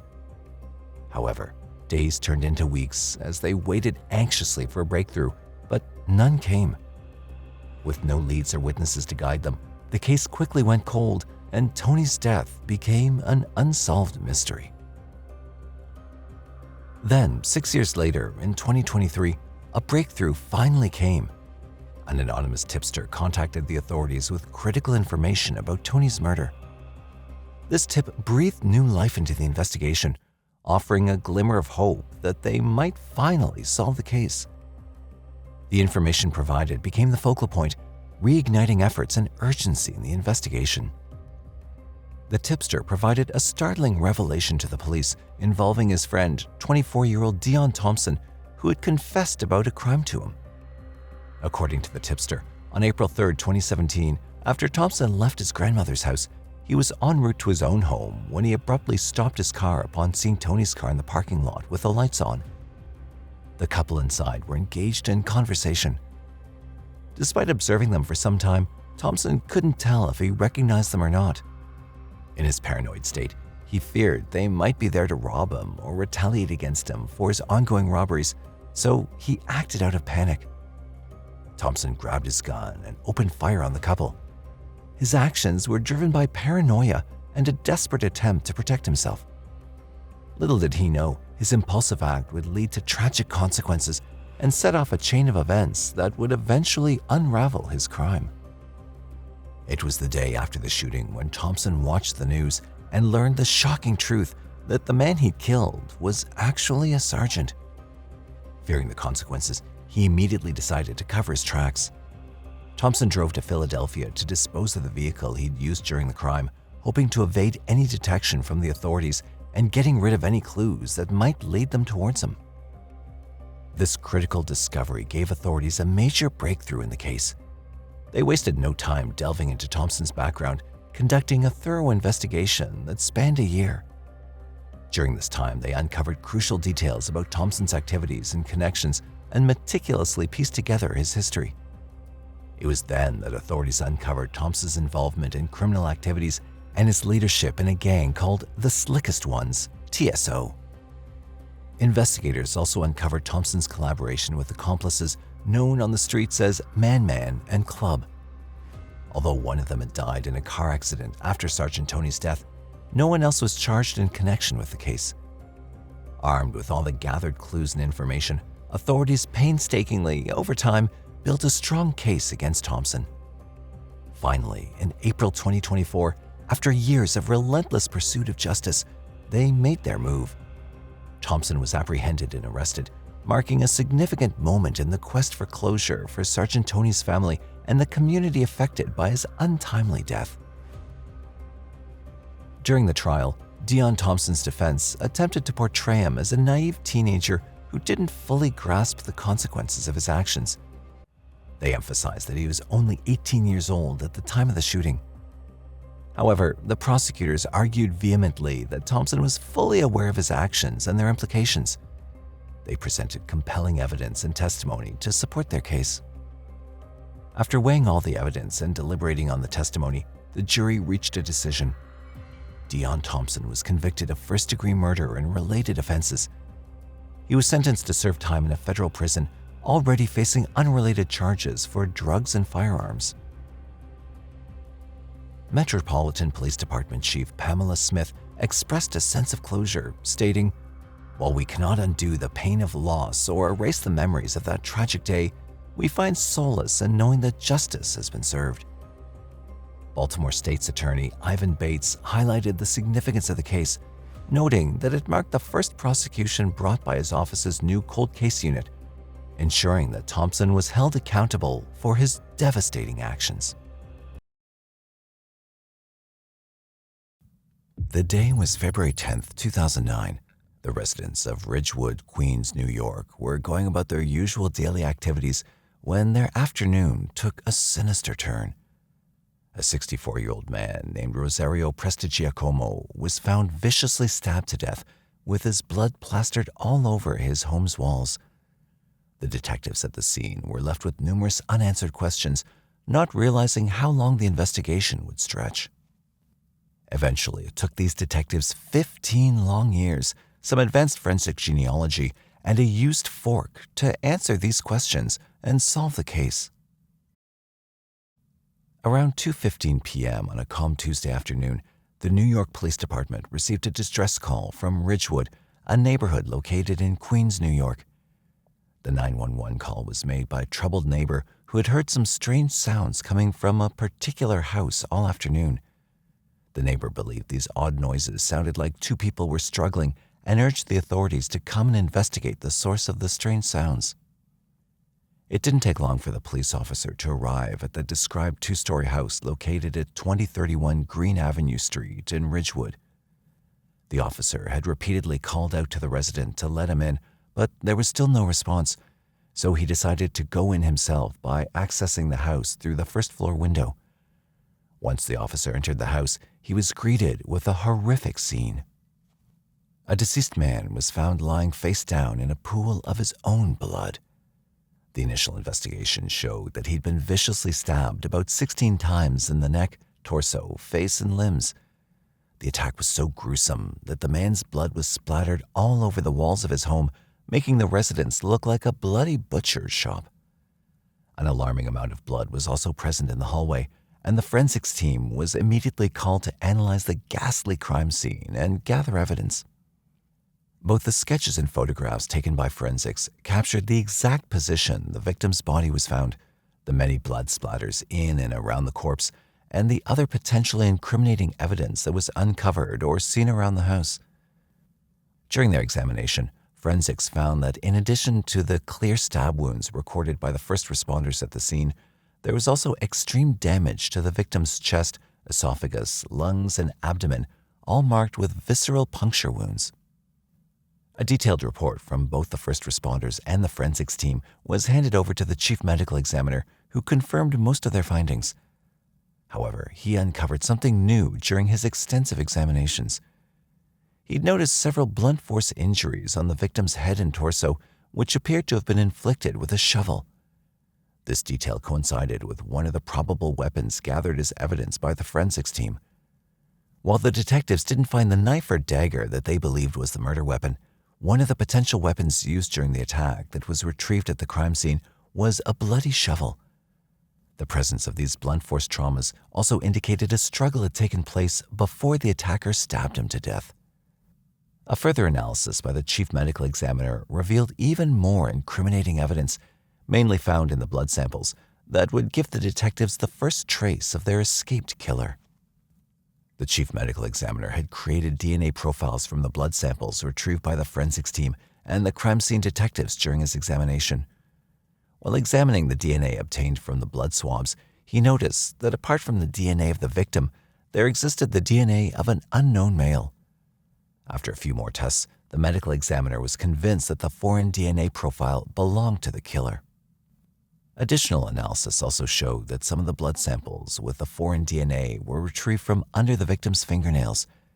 This led the chief medical examiner to theorize that the unidentified DNA might have gotten there when the victim scratched or injured his assailant while attempting to escape, avoid the barrage of attacks, and fight back. The detective's initial approach to identifying the DNA sample was to put the unidentified sample into the local police DNA database and cross-check the profile with any suitable matches. Unfortunately for the detectives, this was where the first major challenge popped up in their investigation, as no matches were found for the unidentified DNA. Despite the initial setback, the detectives weren't willing to give up that easily. Over the course of the investigation, the unidentified DNA profile was placed into several other local, state, and even national DNA databases and databanks. But the detectives weren't able to identify the foreign DNA. And it wasn't long before it started to look like the victim's cold-blooded killer didn't even exist. To speed up the identification process of the elusive killer, the detectives went to interrogate and question the victim's neighbors to see if they knew about him and if they'd seen anything that night. One particular neighbor, whose name was Sam Shaheim, told the detectives that he'd met Prestigiacomo on numerous occasions as he used to frequent the deli he owned, located at the corner of Green and Grandview Avenues. During his interview, Shaheim further described Prestigiacomo as an elderly Italian landlord who was very quiet and didn't talk much. He then said that their block on Green Avenue, Ridgewood, was often quiet and they'd never heard or witnessed any bizarre noises coming from his home until that Tuesday afternoon. After they'd finished questioning all of Prestigiacomo's neighbors, the detectives didn't get anything on the killer, as no one could identify his assailant. With the detectives still having no solid leads on the identification of the foreign DNA, they decided to use a different tactic and look into the background of the victim, hoping they could potentially find some leads that would help them finally solve the case. The detectives had already identified the victim as Mr. Rosario Prestigiacomo. He was a 64-year-old man who was known to be a very reserved and quiet individual. The detectives had also spoken to all of his neighbors in Ridgewood, Queens, and each of them described him as a private but very friendly individual. The detectives then decided to look for clues elsewhere in his past as they tried to build a timeline leading to his murder. During their investigations, they found out that Prestigiacomo, who'd been divorced from his ex-wife, had been living alone during the latter years of his life. Not much was uncovered about his career apart from Shaheim's information that he was a landlord. However, due to the fact that he'd been a long-time resident of the neighborhood, the investigators believed he might have already retired or was working locally. All this information made the investigation even more challenging for the detectives as they racked their brains trying to figure out who would want to ruthlessly murder a well-respected and polite 64-year-old man in a quiet neighborhood. As the months continued to pass by, the efforts put into solving the ghastly murder case of Rosario Prestigiacomo slowly dwindled. A solution to the case seemed completely impossible at this point, and the numerous detectives and officers who had tirelessly worked on the murder case were pulled and assigned to other cases. It wasn't long after that before the folder on the horrific homicide case grew cold with no answers to give to his grieving family. About 13 long years had passed since the homicide case of Rosario Prestigiacomo had gone cold. In March of 2022, both the detectives from the Cold Case Squad and the Queens District Attorney's Office decided to follow up on the case using an entirely different approach than what was used by the detectives in 2009. Their new approach saw them using a bit of outside help to follow up and potentially solve the case, and the detectives found that help in a private laboratory called Othram. Othram was a private and pioneering laboratory located in Woodlands, Texas, United States. They specialized in forensic genetic genealogy and the application of advanced forensic DNA technology to identify human remains and solve cold cases. DNA technology had advanced rapidly over the years since Prestigiacomo's homicide case had grown cold. The advancements in forensic genetic genealogy allowed the specialists at Othram Inc. to create a comprehensive genealogical profile from the blood samples that were retrieved from the crime scene using advanced DNA testing on the unidentified DNA sample in June 2022. Once the tests were over, the specialists at Othram uploaded the genealogical profile to public databases, and this was what the NYPD Cold Case Squad needed to finally move on to the next phase of the investigation. Investigator Linda Doyle, who was part of NYPD's Forensic Investigations Division, built a family tree to identify any possible suspects or the relatives of a potential suspect using information from the now updated databases. It took her a while, but in December 2023, Investigator Doyle handed over a lead to the NYPD and the District Attorney's Office.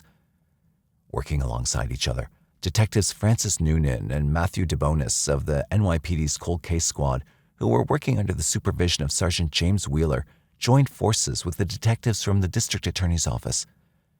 They tirelessly chased down the lead they'd been given, and after extensive investigations and detective work, they finally put a face to the unidentified DNA profile. The man they believed was their prime suspect was named Anthony Scalici. A thorough investigation was carried out into the man Anthony Scalici, and it was revealed that the 41-year-old man was the nephew of Rosario Prestigiacomo. He was the son of Prestigiacomo's ex-wife's brother, a revelation that had baffled the entire NYPD department. The detectives quickly tracked him down to Boynton Beach, Florida.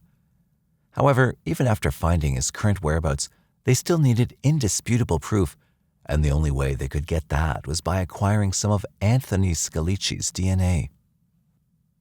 The detectives carefully followed Anthony Scalici's movements throughout the surveillance operation, and on February 17, 2024, they managed to successfully acquire a used fork that Anthony Scalici had discarded.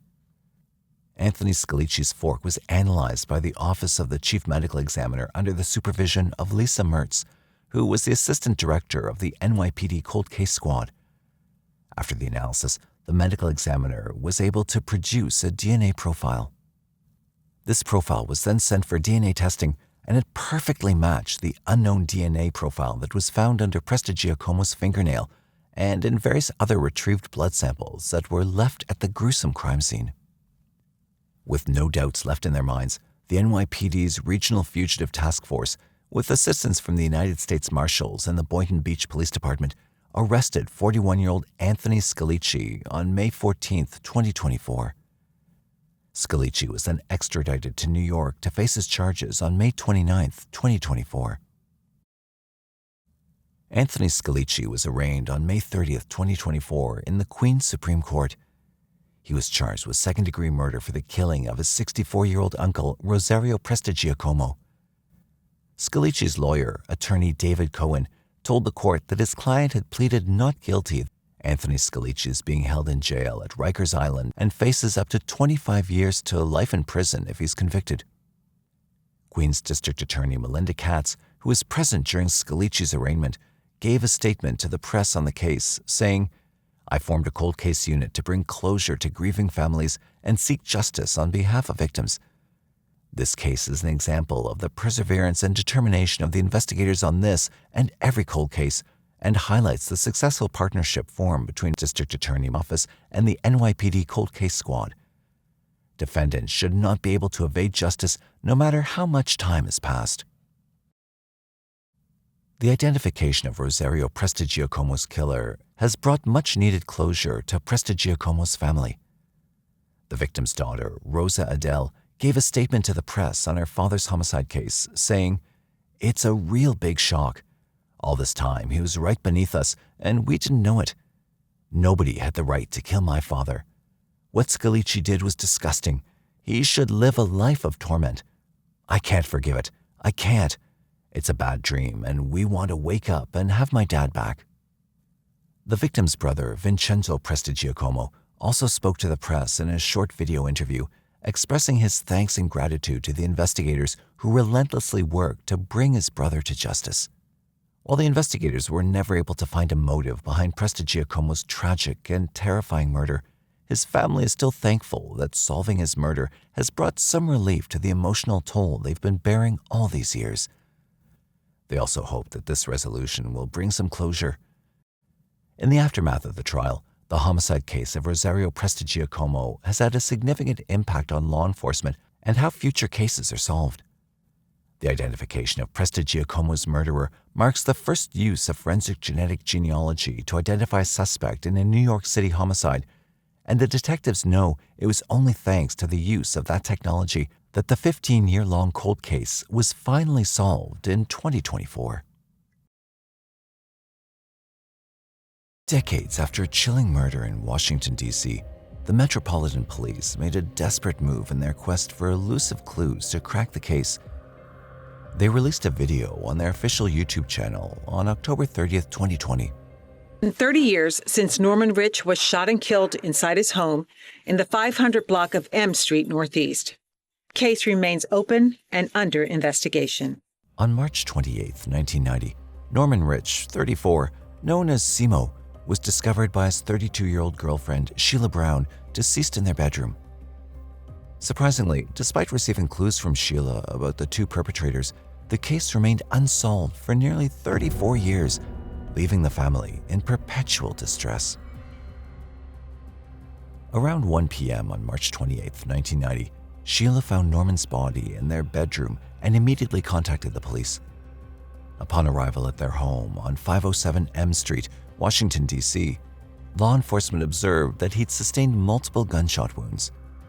When first questioned about the incident, Sheila provided vital details about the individuals involved.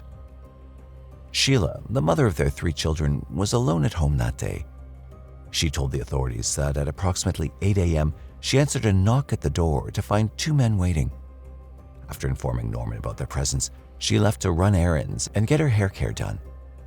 She also informed the police that one of the men was referred to as Ducky by the other when she first answered the knock in the morning, but she claimed she didn't know either of them personally.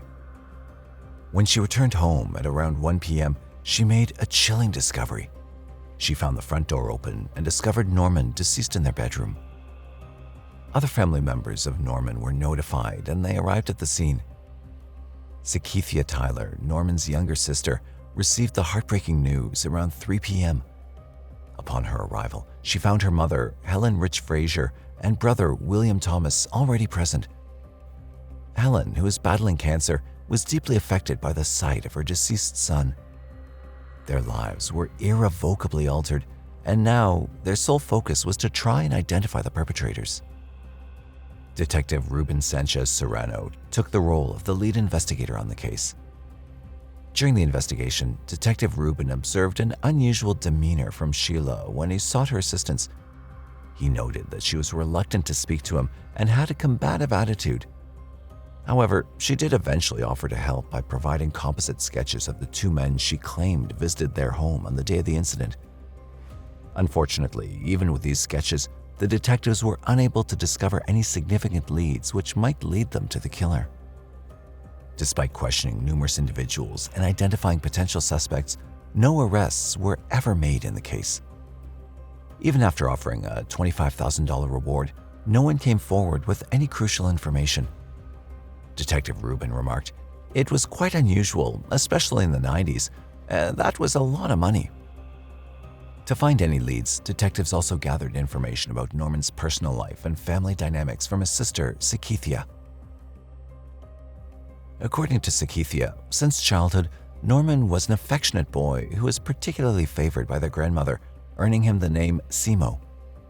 Raised in Washington, D.C. alongside his 7 siblings by their mother Helen, Norman had a tight-knit bond with his family, and they all supported each other.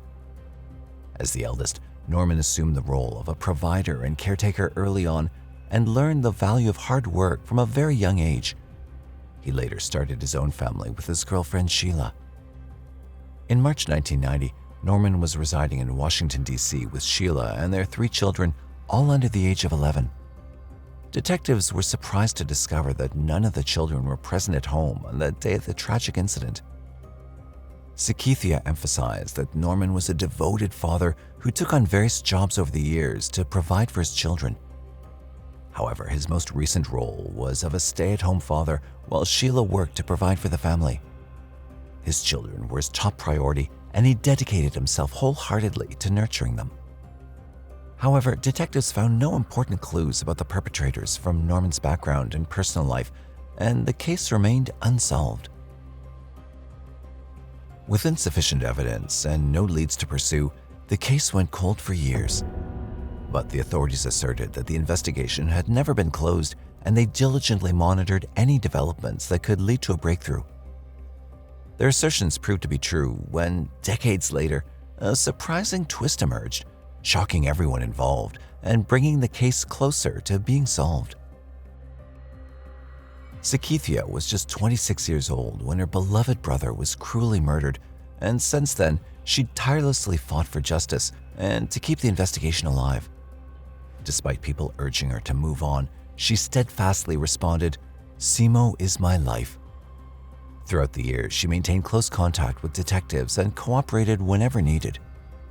For many years, the investigation remained open with no significant developments until Detective Michael Fulton assumed control of Norman's case in January 2021. Under his leadership, the investigation became active again, renewing hope with the Norman's family that someone would step forward with crucial information to solve the case and provide them with much-needed closure. Authorities worked quietly until a stunning twist unfolded. On Wednesday, March 27, 2024, Norman's girlfriend, Sheila Brown, now 66 years old and living in Annapolis, Maryland, was arrested for his 1990 homicide.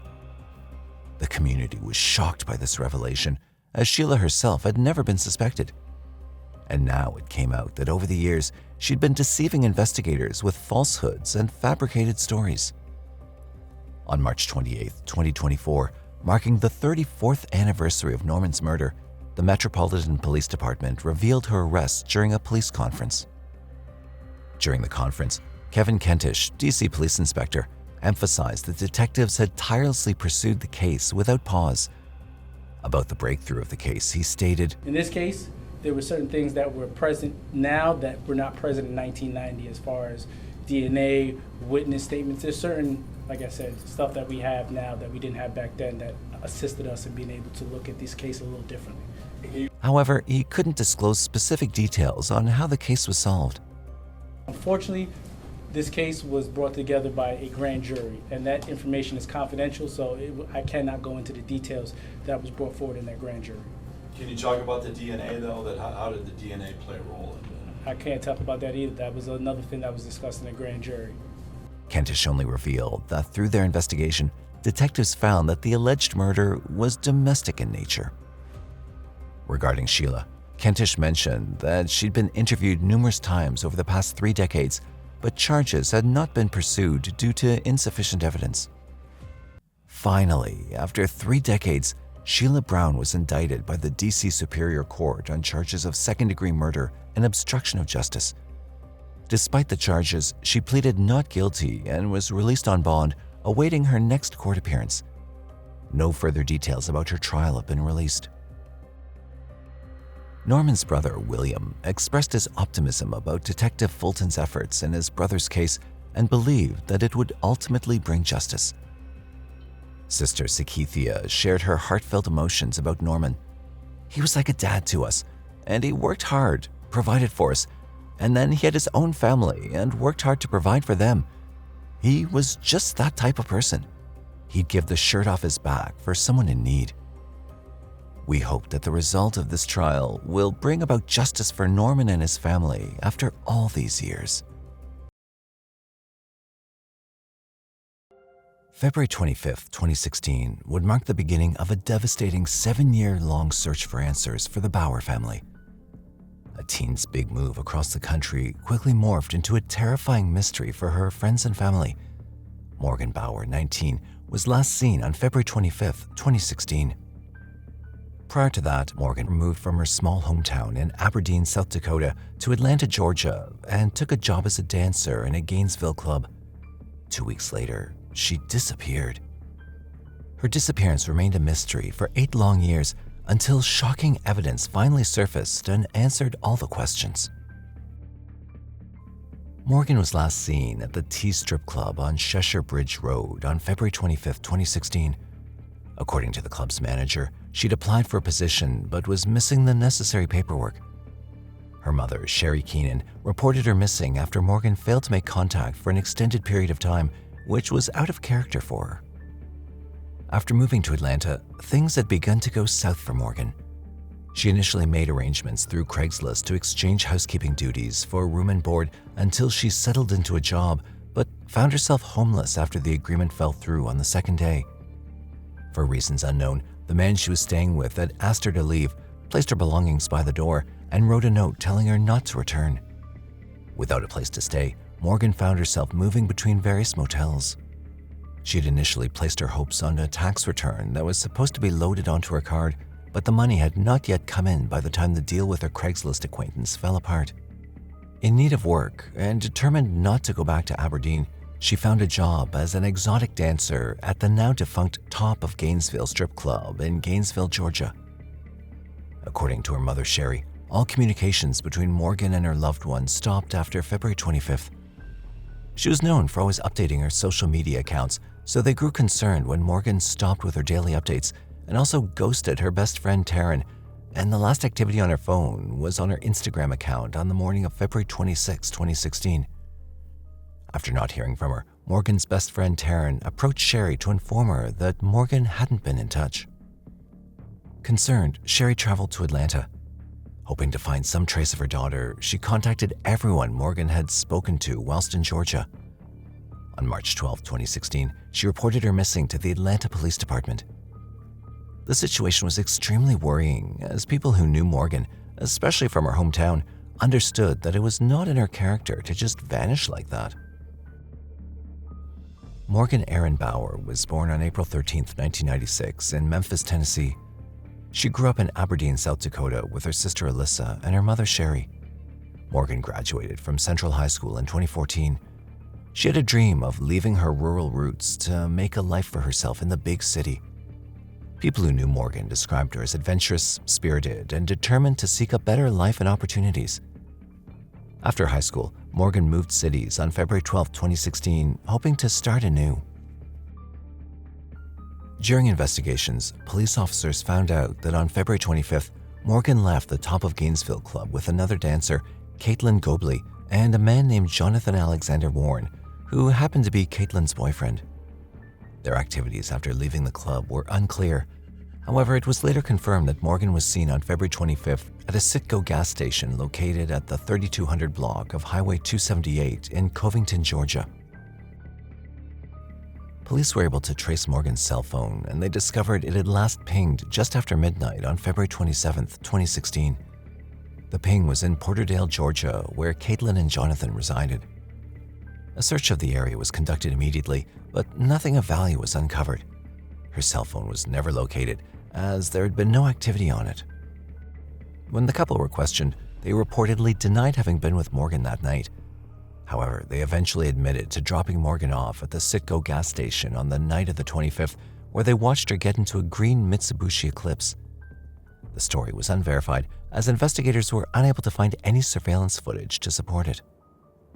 It was later learned that Caitlin had also auditioned at Tease on the day of her disappearance, and that Morgan had offered to get her a license, as Atlanta requires exotic dancers to possess one. Investigators also learned that Caitlin and Jonathan had shared troubling posts on Facebook around that time. According to the page, Caitlin made a post around the time Morgan vanished with the meme that said, "Bob likes to kill, Bob kills for fun," and had tagged Jonathan. Despite this, little investigation was done into their possible involvement. They were later reported to have separated and even began living in different states. However, according to the reports, they were still not formally cleared as suspects in the case. Police stated that there was no evidence of foul play in Morgan's disappearance. However, her family feared she was in danger given the circumstances. In a bid to find her daughter, Sherry created a GoFundMe account so as to raise funds for her daughter's investigations. But things took a drastic turn when 1 month after Morgan disappeared, her sister Alyssa made an announcement that she believed Morgan was alive and well. Alyssa stated that Morgan had left South Dakota to get away from their manipulative and bipolar mother, Sherry. She accused Sherry of setting up a GoFundMe under false pretenses. Morgan's best friend, Taryn, who had initially told Sherry that Morgan was missing, also posted on a Facebook group that she believed she'd been talking to Morgan online. This caused a backtrack in the search for Morgan. Sherry later spoke out about her search efforts for Morgan. She stated that she had hired a private investigator to aid in the search, but they only hindered it and used up valuable resources. Sherry also said that she'd handed out thousands of flyers, spoken with news outlets, reached out to missing persons organizations, and organized a billboard with information about the case. But without any new leads, witnesses, or surveillance footage, the trail went cold. In July 2023, things started to ramp up in Morgan's case again when police in the Georgia Bureau of Investigations carried out a search on a mansion in Porterdale, Georgia. The home belonged to a Dr. Warren, the father of Jonathan Alexander Warren, the same Jonathan who'd been one of the last people to have seen Morgan alive. While specific details of what triggered the search were not fully disclosed by authorities, it was reported that the search was based on credible information and evidence gathered over the course of the investigation. Morgan's bones were found in Porterdale in 2023, according to the FBI. The police discovered items of evidentiary value, which were significant in linking the suspects to Morgan Bauer's disappearance and murder. there was a news chopper over the scene and several tents were set up in a wooded area near the home. Police released videos of FBI agents slowly combing the property in grid formation. Police said a new search warrant was issued based on new details that recently came to light, but they didn't disclose what evidence led them to the property. In August of 2023, Caitlin Gobley was arrested in Peoria, Illinois, and Jonathan Alexander Warren was arrested in Los Angeles, California. Jonathan and Caitlin faced charges of malice murder, felony murder, aggravated assault, tampering with evidence, and concealing the death of another. Jonathan was also accused of necrophilia. It was later revealed that after the murder, Morgan's remains were cut up and burned in an attempt to cover up what had happened and to get rid of any evidence. Specifically, both defendants were accused of murdering Morgan by strangling her to death. The alleged aggravated assault is the underlying offense for the felony murder charge. Most seriously, both suspects were accused of causing Morgan's death with malice aforethought by strangulation and other means unknown to the grand jury. On January 10, 2024, Jonathan Alexander Warren, at his second arraignment hearing, fought for a speedy trial requesting the death penalty. As this was not an option, he was given at his request life without the possibility of parole. Caitlin, on the other hand, was charged with malice murder, felony murder, aggravated assault, tampering with evidence, as well as concealing a death.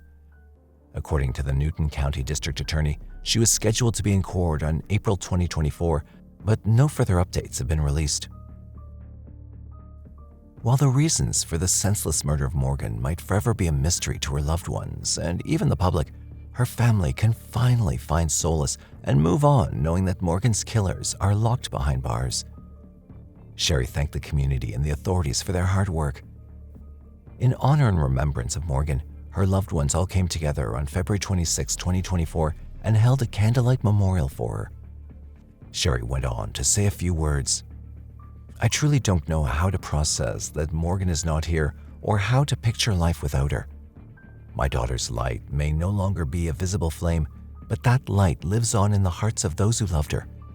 Tonight, let us honor Morgan's memory by committing to live our lives with the same kindness, compassion, and fun she shared so freely."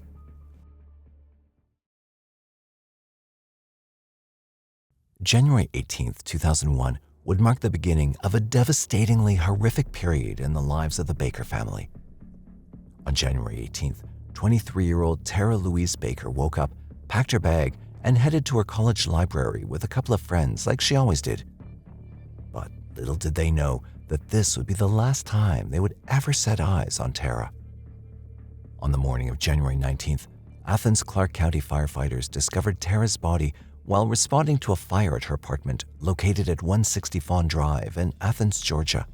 The mystery of what happened to the once bright and ambitious law student would remain unsolved for 23 years until a breakthrough finally came.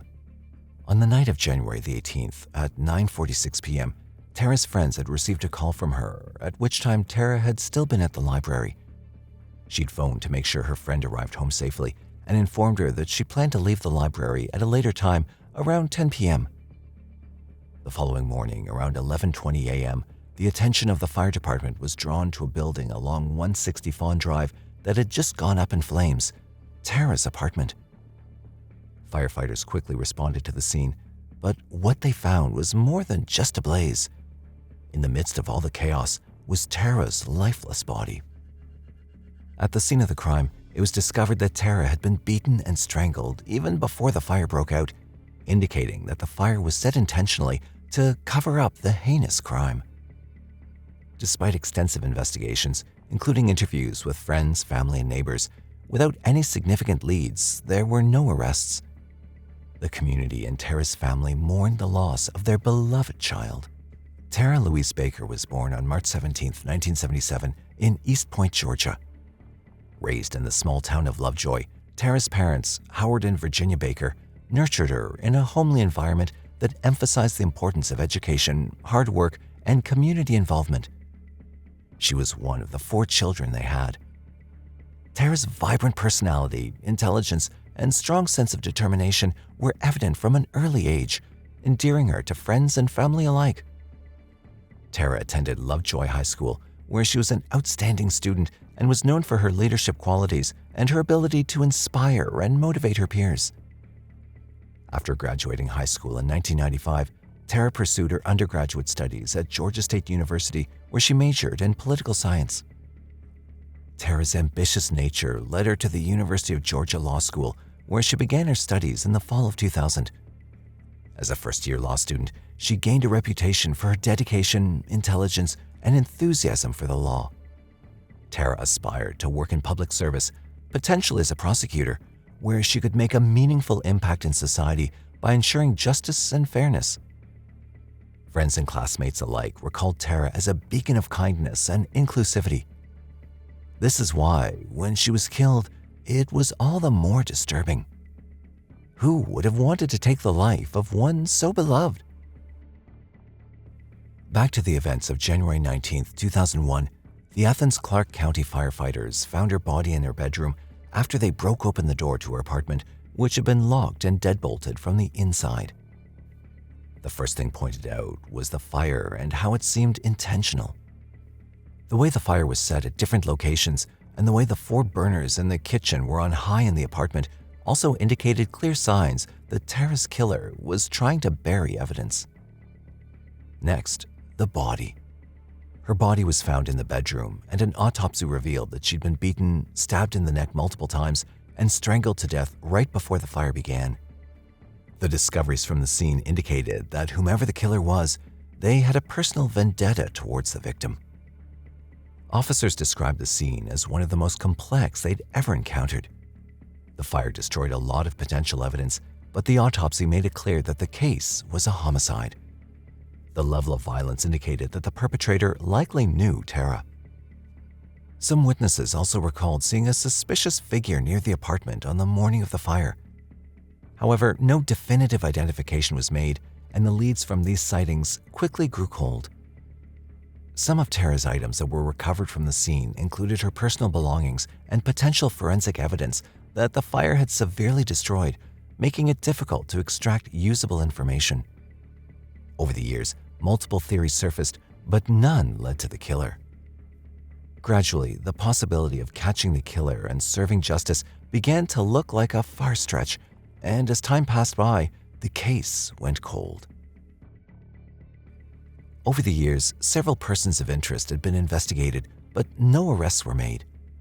The authorities continued seeking new leads and tips from the public.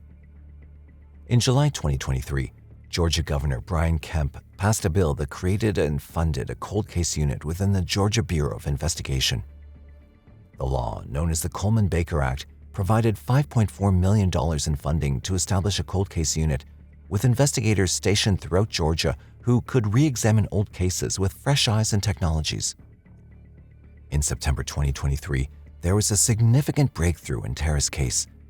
Special agents of the Georgia Bureau of Investigation Cold Case Unit partnered with the Athens-Clarke County investigators to conduct a tireless, in-depth review and analysis of the investigation into Tara's death.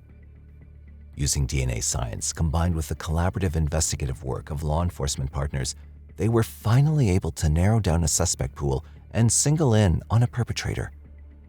On May 9, 2024, the Athens-Clarke County Police Department and the Georgia Bureau of Investigation announced an arrest in the case. For you this morning, the Clarke County Sheriff's Office has shared a picture of the man accused of killing a first-year UJ law student 23 years ago. So investigators say Edric Faust, on the left there, killed Tara Baker, who's on your right, back in 2001. And they tell us that he set her apartment on fire to cover up that death. Faust faces several charges now, including murder, arson, and aggravated sodomy. More than 23 years after the death of Tara Louise Baker, Edric Lamont Faust, 48, of Athens, was charged with multiple offenses, including murder, felony murder, aggravated sodomy, concealing the death of another, tampering with evidence, and arson in connection to Baker's tragic death. According to court records, less than a month after Baker was killed, Faust was arrested and pleaded guilty to aggravated assault for cutting someone's neck. Faust was incarcerated between August 21, 1997 and July 20, 1999, as well as between May 1, 2001 and May 28, 2003. A search of the Athens-Clarke County Court website also returned records for numerous arrests and probation violations dating back to at least 2001. Officials have not yet disclosed the exact forensic procedure that led to Faust getting caught. It's now clear that Faust and Baker had no prior relation, which perhaps makes the extent of this crime even more shocking. It's still unclear if this crime was premeditated and thoughtfully planned out. But if there's anything we know for sure, it's that Tara finally got the justice that she deserved. After decades of uncertainty and heartache, the mystery surrounding Tara Louise Baker's tragic death has finally come to a bittersweet conclusion. While the exact motive behind this act might forever remain a mystery to the public, the Bakers can finally find solace in knowing that the person responsible is now behind bars and justice is finally served. In a heartfelt news conference, Tara's mother and her siblings expressed their gratitude to all those who helped bring a resolution to this case. January 19th, 2001 is a day our family will never forget. Our lives were forever changed and innocence lost through the acts of heinous, senseless violence. We have waited for days, weeks, months, and ultimately 23 years for answers. During that time, the candle for hope, truth, and the strength we carried in our hearts grew dimmer. In April of last year, we watched the governor sign a bill codenamed after our beloved Tara. We told friends, family, legislators, reporters, and anyone that would listen that this bill was not for us. It was Tara's legacy. She was the champion for so many during her life, albeit short, and through this law, she would continue to help others.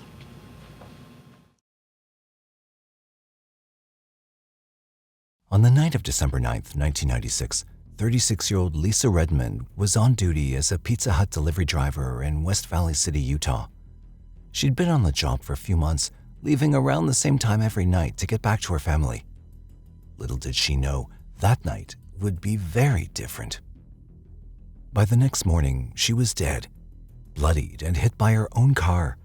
But how? Police found sufficient evidence to rule the case as a murder, but there were no suspects and no leads. The case quickly went cold. For 28 years, Lisa was deprived of justice. That is, until 2024, when New Age technology came to the rescue once again. What evidence could have surfaced after so long, and how was the case ultimately solved? Lisa Redmond was working a night shift at the Pizza Hut restaurant in West Valley, Utah. As a pizza delivery driver, she was used to taking multiple orders and deliveries in one night with her pickup truck. On December 9th, 1996, Lisa was last seen at 9:45 p.m., where she drove out of the Pizza Hut car park to make a final delivery at a hotel near the airport before going home. 10 minutes later, police got word of an injured woman on 3100 South 5300 West. By the time they got there, Lisa was on the ground, still dressed in her work uniform, and dead. Her clothes and shoes were bloody as she lay still on the pavement. A crowd quickly formed around her, but police were able to dispel them and take notes. According to the evidence, they determined she'd been hit on the head and torso by a blunt object. From the way her body was twisted, it seemed like she'd also been hit by a car. Colleagues from Pizza Hut quickly noticed the delivery truck was missing, along with all of Lisa's belongings. The next day after Lisa's death, police discovered her 1994 GMC extended cab pickup truck at 3291 South 4400 West, a church parking lot in West Valley. They soon matched it to the tire prints found on her body. A shoe print was also found on the passenger side, but this was confirmed to be Lisa's. There was also evidence of a struggle in the truck, as well as splatters of blood on the headrest, the seat buckles, the passenger seat, and at the interior of the car. With this, police quickly determined she'd been hit by her own car, which she used to make deliveries. A knife with a complete palm print was also seen, and detectives ruled the death as a homicide. Lisa's employer at Pizza Hut quickly offered a $5,000 reward to anyone who could give more information on what had happened that day. However, no one came to claim it. The only thing police had were the blood samples, her car, and a whole community of people scared about a killer on the loose. Meanwhile, detectives decided to take a look into Lisa's life, looking for clues. She was born on September 4th, 1960, in Littleton, Colorado. For a brief time, Lisa served with the U.S. Navy. On the 9th of June, 1987, Lisa was married to James E. Redmond Jr. in Salt Lake City, Utah. They had 2 children, Megan and Nathan. Aside from her job as a pizza delivery driver, where she frequently worked overnight shifts to help with the bills and support her kids, she was a volunteer teacher's aide at Silver Hills Elementary. Working there once a week, she taught kids how to read. Lisa Redmond also enjoyed camping, needlework, and reading. She was known as a loyal wife and a dedicated mother. Sadly, such a person was taken from this world so soon, and there was nothing much the investigators could do at this point. In 2000, when the case had started to grow cold, Pizza Hut increased the reward to $10,000. The detective assigned to the case, Anita Monson, regarded this as a good incentive, especially as they believed Lisa's killer had been assisted that night or had confessed the crime to someone. Still, nothing came up. And for more than 2 decades, there were no developments. That is, until 2019. With the advancement of DNA technology and forensic science making headway, the detective leading the case reopened it. Along with other members of the police department and forensic analysts, they ran a blood sample found on the seatbelt of the delivery truck and got a match. So, what brings Young back into the spotlight now? A lab test of Redmond's truck.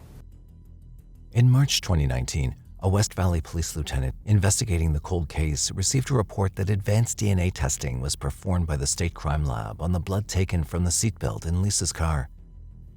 This testing was done with CODES, which stands for Combined DNA Index System. This is a computer program which searches DNA databases nationwide to match the samples to profiles of convicts, crime scene evidence, and missing persons. And soon, they had a break. The DNA found in the blood sample, as well as the fingerprints on the knife, matched to a middle-aged man, Donald Eugene Young Jr. Police quickly brought his file up on the database and found that he was already serving time at a Utah correctional facility in Gunnison for the assault of a 23-year-old University of Utah student in 1996. He is currently at the Utah State Prison on assault convictions to a jury that's also started in 1996. And he's a suspect in a 1999 murder of a University of Utah student, plus the murders of 3 other women in St. Louis. He'd been convicted for this in 2010 and was serving a sentence of 30 years based on the charges of 2 counts of first-degree felony, aggravated assault, and 1 count of second-degree felony robbery. In 2019, another West Valley Police Department forensic investigator compared the prints from the knife found in Lisa's car to a palm print card belonging to Eugene and found them to be a match. He was promptly interviewed by the police, who told him that his palm prints were found at the scene of a homicide in December 1996. However, he denied even being in West Valley City at that time. Prior to this, he'd already been incarcerated for a number of crimes. In 2008, before the case of assault on a university student, Young was charged with the 1999 stabbing and murder of a 22-year-old university theater art student, Amy Quinton, in her Salt Lake City apartment. When he was linked to the killings of 3 women in Illinois, Amy's case was put on hold. However, all 3 murders were dismissed due to the lack of solid evidence, so he was transferred back to Utah to face the murder charges for Amy. Initially, this was a death penalty case, but this case was also dropped in 2012 due to the lack of evidence. 57-year-old Young had also been charged for the murder of 3 other women in East St. Louis, Illinois. In 2017, the Utah Board of Pardons and Parole ordered Young to serve 23 more years in prison for his 1996 assault conviction before another parole hearing. During this time, police gathered more evidence that put him at the scene of Lisa Redmond's murder. On the 9th of May 2024, 5 years after the first charge in 2019, Young was formally charged again by the Salt Lake City County officials thanks to the preserved DNA evidence. Though the blood from the crime scene had been tested before, new advancements in DNA testing had finally solved the case. The Salt Lake District Attorney, Sam Gill, announced the charges of murder, aggravated assault, and aggravated robbery. 36-year-old Lisa Redmond here was last seen in West Valley City. 28 years later, Donald Young is now facing 3 charges, including an aggravated murder and robbery charge. Young initially pleaded not guilty, but after further investigation and interrogation, he was confirmed to have been present at the crime scene. Still, he pleaded not guilty. From the beginning, the West Valley City Police Chief, Colleen Jacobs, said it was a classic whodunit case. This was a genuine whodunit from the beginning. There was very little evidence or leads, very few leads in the beginning to follow. There were very few leads to follow in the beginning, but with the recent advances in technology, we've been able to put together many of the missing pieces in this case, said on the day Young was charged. Justice for Lisa and her family has been a long time coming, he further stated. Unfortunately, in June 1999, Lisa's husband, James, died in a car accident near Fort Collins, Colorado, long before he could get justice for his wife. His death resurrected the case in 2000, which made Pizza Hut up their initial $5,000 reward for information. Megan, Lisa's daughter, was just 8 years old when her mother died, and a lot of her memories are distorted. However, she remembers her mother as very kind, very loving, very generous, and really good with kids. Lisa's son and younger child, Nathan, was 5 at the time of his mother's death. Young was 31 at the time of Lisa's death and had harassed several women in many different ways.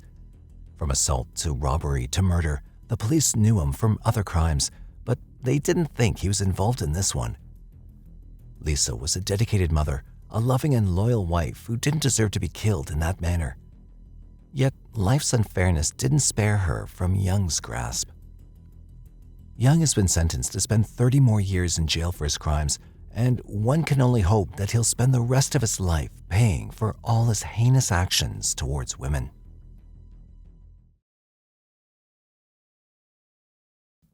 In the quiet suburban streets of Moore Park, California, an unsettling discovery was made on April 16, 2004. Ventura County Sheriff's deputies responded to a wellness check that evening. What they found was grim. 71-year-old Denis Leroy Wood, the resident of the home, lay dead from gunshot wounds to the head and chest. It baffled investigators, and after exhausting all leads, the trail ultimately went cold. The mystery remained unsolved for 20 years, leaving the community and authorities alike questioning if this case would ever be cracked. Investigators initially focused on piecing together the events leading up to Denis's tragic death, hoping to uncover any clues that might shed light on the perpetrator.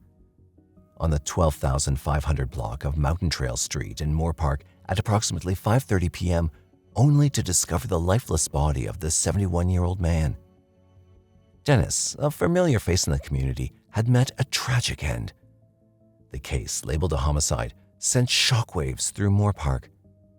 Investigators carefully gathered evidence, questioned neighbors to see if they'd witnessed anything, and followed every lead tirelessly, making sure nothing was overlooked, but the mystery around Denis's death remained.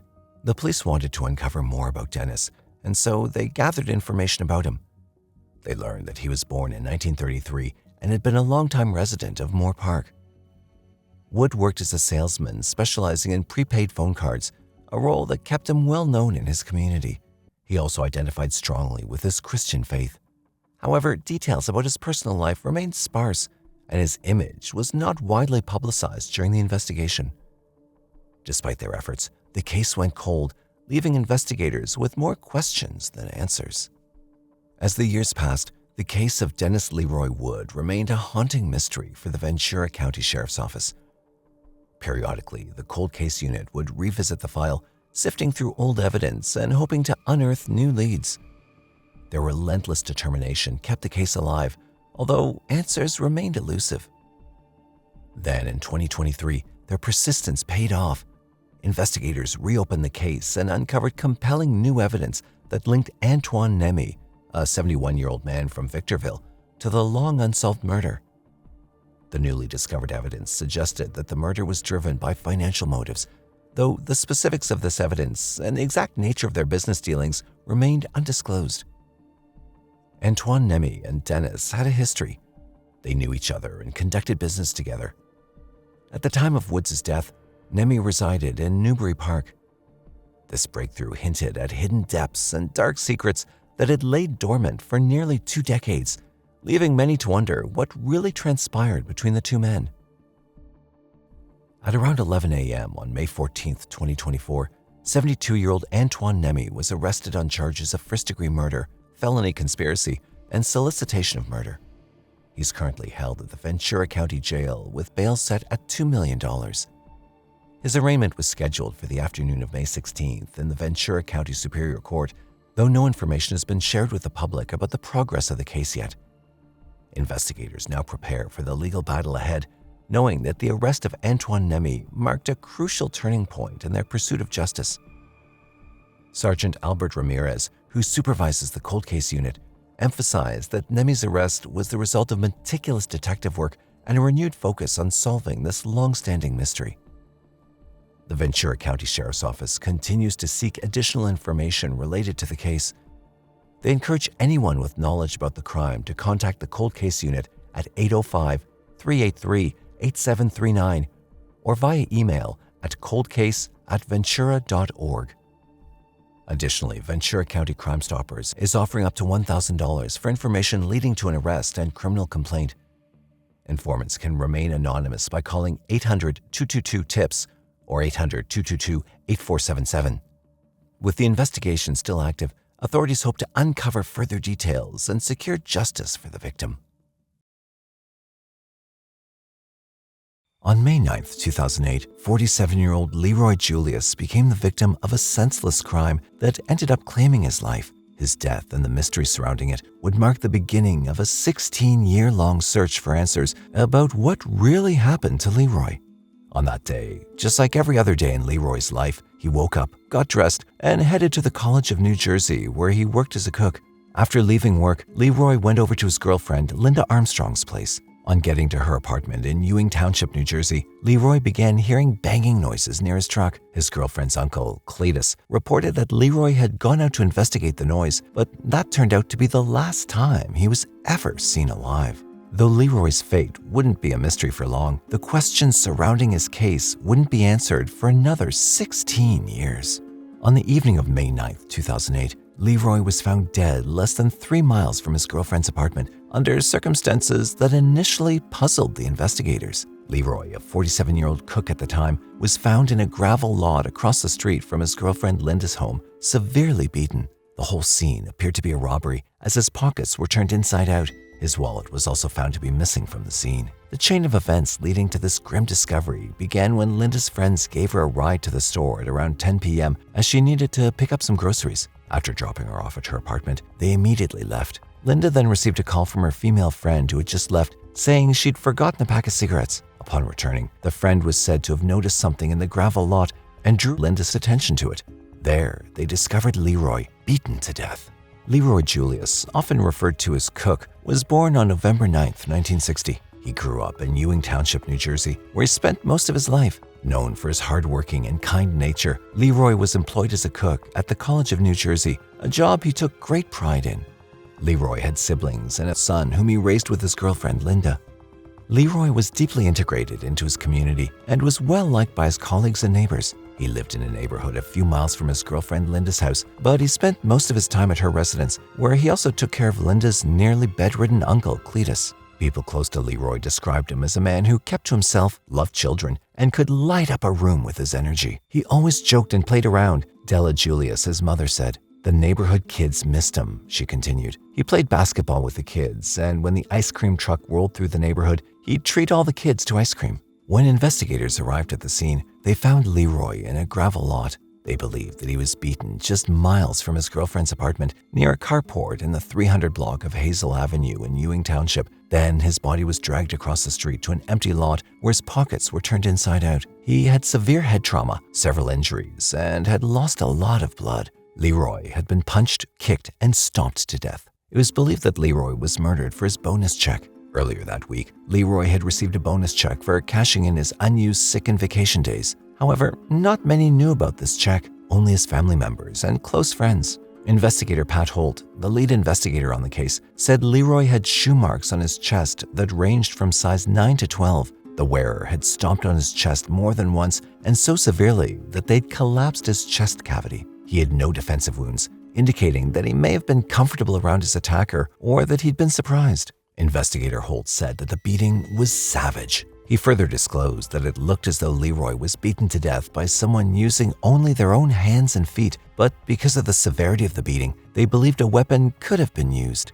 As the case progressed, the police officers assigned to the case had drawn up a list of suspects for questioning that included Linda's friends. As part of the procedure, the police officers had called Linda and her friends in for questioning. Linda said that looking back, she now believed her female friend and the other person who took her to buy groceries, a man who went by the street name Black, had been acting suspicious after returning from the grocery store. She also noted that Black and her female friend were in a sudden hurry to leave after dropping her off, all of which seemed suspicious to Linda. As police arrived, Black was reported to have left quickly, citing warrants and stating that he didn't want to be involved with the police. The female friend had stayed back but appeared visibly distressed. Both Linda and her female friend were initially suspects at the beginning of the investigation, but were soon cleared. Detective Holt, who'd been on the case since the beginning, believed Black knew about Leroy's bonus check and may have been involved in or arranged the murder. He had mentioned Black as the key suspect, but no arrests were made. And so, without any new evidence, no witnesses, and the lack of advanced forensic technology at the time, ultimately,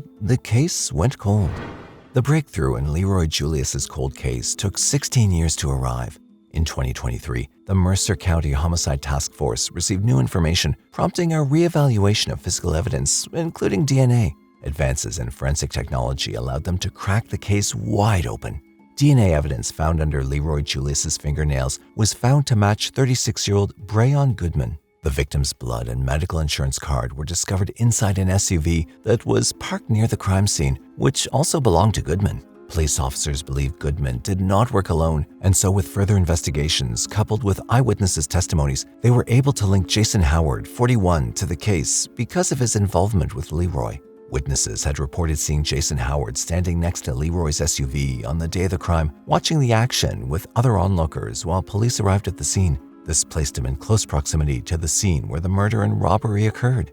On April 15, 2024, both men were taken into custody and were charged with multiple offenses, including first-degree murder, robbery, and conspiracy to commit robbery. The charges were brought after a thorough re-examination of the case files, DNA analysis, cold case review teams, collaborative efforts between the Mercer County Homicide Task Force and the New Jersey State Police Laboratory for new forensic analysis. While the specifics of the evidence were not disclosed to the public, it was compelling enough to charge two suspects, Breon Goodman and Jason Howard. After decades of mystery, the case surrounding Leroy's death has finally come to a bittersweet conclusion. Leroy's family, who've long yearned for answers and justice, now finally have the closure that they deserve. This might perhaps help them move forward and begin to heal from the tragedy. The arrests also brought a measure of relief to the community, who had long been awaiting justice for his senseless murder. In an interview, Leroy's brother said, "It's bringing a little closure that they finally caught, but it's not going to bring them back to us. But it is justice finally been served." Leroy's family can finally find solace in knowing that the people responsible are now behind bars and justice is finally served. Innocent child was stabbed to death, brutally stabbed to death for no reason, and not to have a stone is just devastating. On February 7, 1977, Colorado Springs police responded to a call about a possible at a home in the 5400 block of North Nevada Avenue. What they found was far more horrifying than they had anticipated. Janie Ray Kushelika, the homeowner, returned that night to find the lifeless body of her 14-year-old neighbor, Maria Loraine Honzell, who'd been babysitting her children. Fortunately, Kushelika's two boys were unharmed. However, when authorities arrived at the crime scene, they were shaken to the core, as the site was far from what one would expect first. The mystery of how a suspected suicide turned into a murder would linger for 47 years, ultimately becoming the last cold case solved by the Colorado Springs Homicide Department. The Suncrest apartment complex, where police were dispatched, consisted of 300 rental units. Kushelika's apartment was on the second floor. It hardly seemed like a place where such an incident could occur, yet the scene presented a chilling reality. As investigators entered the master bedroom, they found Maria lying on her back with her arms outstretched over her head at the foot of a large king-size bed. Detectives noted that she'd suffered dozens of stab wounds to her chest and neck. It was a sight not for the faint of heart, revealing that this young girl had endured a torturous death. And after we found out she was 14, we were just dumbfounded. As the body was removed from the house, detectives began examining the crime scene. Blood splatters were visible throughout the apartment, on the walls, ceiling, kitchen, and even in the bathroom. However, the focal point of the incident seemed to be the bedroom, particularly around the bed area. It also appeared that the perpetrator had used the bathroom to clean up after the murder. However, the murder weapon was nowhere to be found. Initially, detectives had theorized that the incident might have been a robbery gone wrong. However, they found no signs of forced entry, and it was noted that no valuables were missing from the home. This led them to dismiss the robbery theory. However, there were signs of assault, suggesting a possible motive. They also had reason to believe that Maria might have been familiar with the assailant. Based on physical evidence at the scene, the lack of forced entry, we can kind of surmise that Maria probably knew her attacker, or at least felt comfortable enough or safe enough to at least answer the door or open the door. To understand exactly what went wrong, investigators turned to Kushelika, who was still visibly distraught. Once she composed herself, she revealed that Maria had lived in the apartment across from hers with her family. Earlier that day, Kushelika had hired Maria to babysit her two sons, 8-year-old John and 6-year-old Dant. This wasn't the first time Maria had taken on the job. Despite being only 14 years old, Maria was remarkably responsible. Coming from a large family with 7 siblings, she was accustomed to caring for children. After losing her mother, Eva, just 2 months before her own tragic death, Maria had taken on a maternal role for her younger siblings, especially her 6-year-old sister, Erica. At such a young age, had a maternal instinct about her that was ever present. So when Kushelika left the home that day, she felt reassured knowing her boys were in good hands. Little did she know how disastrous the day would become. Around 9 p.m., Kushelika called home to check on her children and Maria. The phone rang 3 or 4 times before Maria answered, which was unusual given the apartment's small size. Maria sounded out of breath, prompting Kushelika to ask if everything was all right. Maria explained she was letting the dog into the apartment, causing the delay in answering. Assured by Maria's response, Kushelika advised her to call if she needed anything and ended the call. Unfortunately, it would be the last time Kushelika would speak to Maria.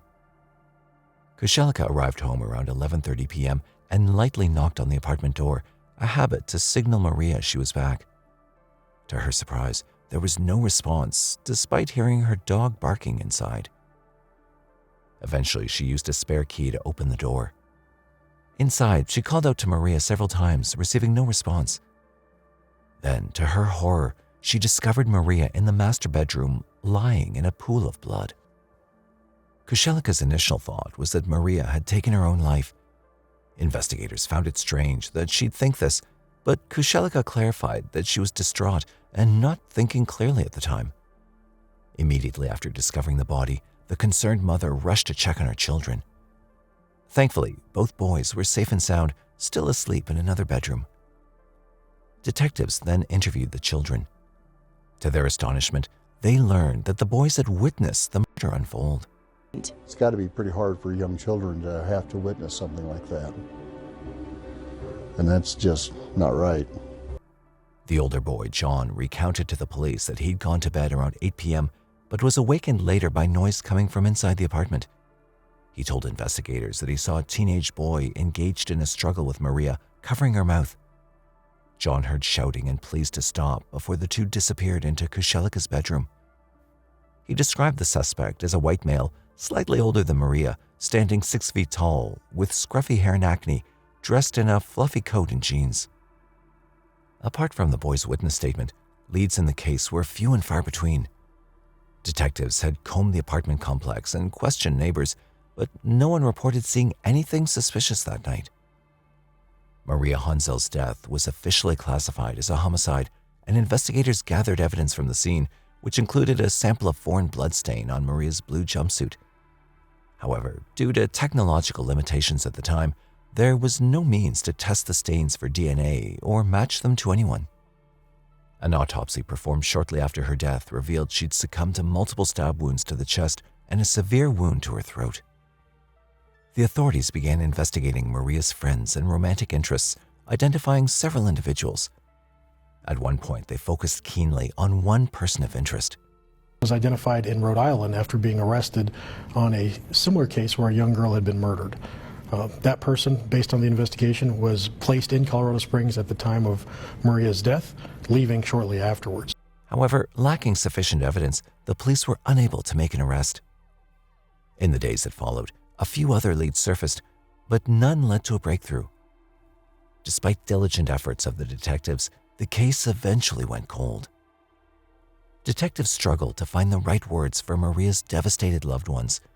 Her best friend, Kathy Moberly, fondly recalled Maria's ever-present smile, no matter the circumstances. Just a wonderful, wonderful friend, and such a neat personality. She skipped a lot, you know. She never really walked or ran. She skipped. She wanted to be a mama. She wanted kids. Lots of kids. And so did I. Kathy recalled that day Maria called her before her tragic death. I love these kids and I'm babysitting, and then she said, I better get going. She said, I love you, and I said, I love you too. Maria's funeral was a heartbreaking ordeal for her family. Her sister Erica later expressed how unforgettable and painful it was. The amount of stab wounds that she actually had, they literally had to have a scarf around her neck. Over the years, the case made no progress, leaving Maria's family grappling not only with unanswered questions, but also with other losses.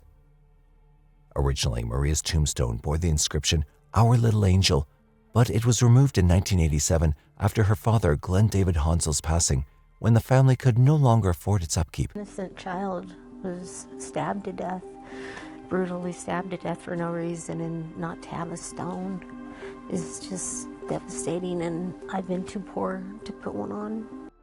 Decades passed with advancements in DNA technology, leading to renewed efforts in Maria's case. Evidence, including the sample of bloodstain from Maria's jumpsuit, was sent to the Colorado Bureau of Investigation in the 2000s. A male DNA profile was extracted, but no matches were found in the Combined DNA Index System, or CODIS, leaving the case dormant once more. In 2019, Colorado Springs investigators turned to Parabon Nanolabs for genetic genealogy DNA analysis. This innovative approach utilized public commercial DNA databases to trace familial relationships and ancestry, potentially shedding new light on the investigation into Maria's tragic murder.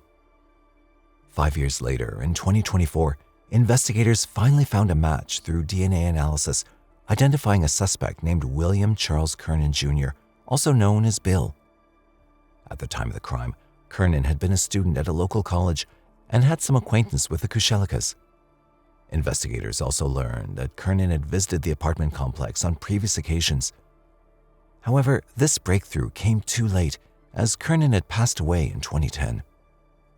While Kernan had been mentioned in early stages of the investigation, he wasn't considered a suspect at the time of Maria's death. The motive behind the attack on Maria and Kernan's presence at the apartment remains unclear.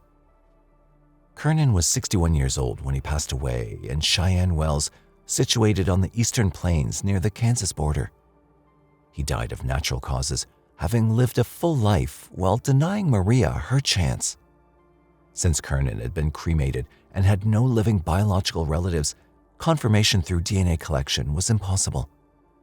However, the genetic genealogy results were compelling enough for the Colorado Springs District Attorney's Office to confidently conclude that William C. Kernan Jr. was indeed responsible for the murder of Maria Honzell. On May 8, 2024, the Colorado Springs Police Department held a press conference announcing the resolution of Maria Honzell's murder after nearly 5 decades. CSPD is grateful to announce that we have closed the investigation into the homicide of Miss Marie Honzell from 1977. This closure has come after many years of hard work and a tireless search for justice for Marie. Probably once a week for the last 5 years calling, and they've come through for us. I hope for other families it can be the same way. Family members present were visibly emotional as department members and other officials detailed the closure of Maria's case. David Honzell, Maria's brother, spoke to those gathered, thanking the police department for their diligent efforts and requesting privacy on behalf of the family. While the outcome may not have satisfied everyone, for a family haunted by unanswered questions for decades, finding closure brought a sense of justice at last.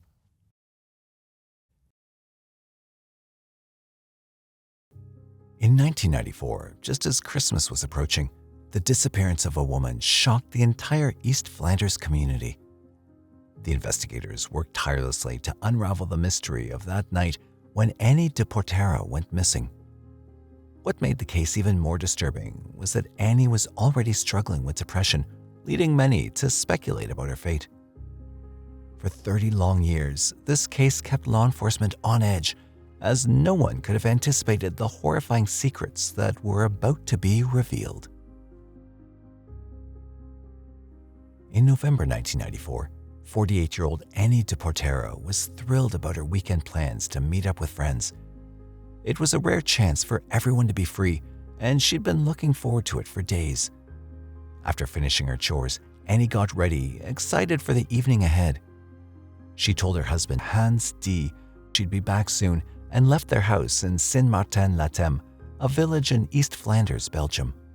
Den, who worked as a painter, had a packed schedule ahead.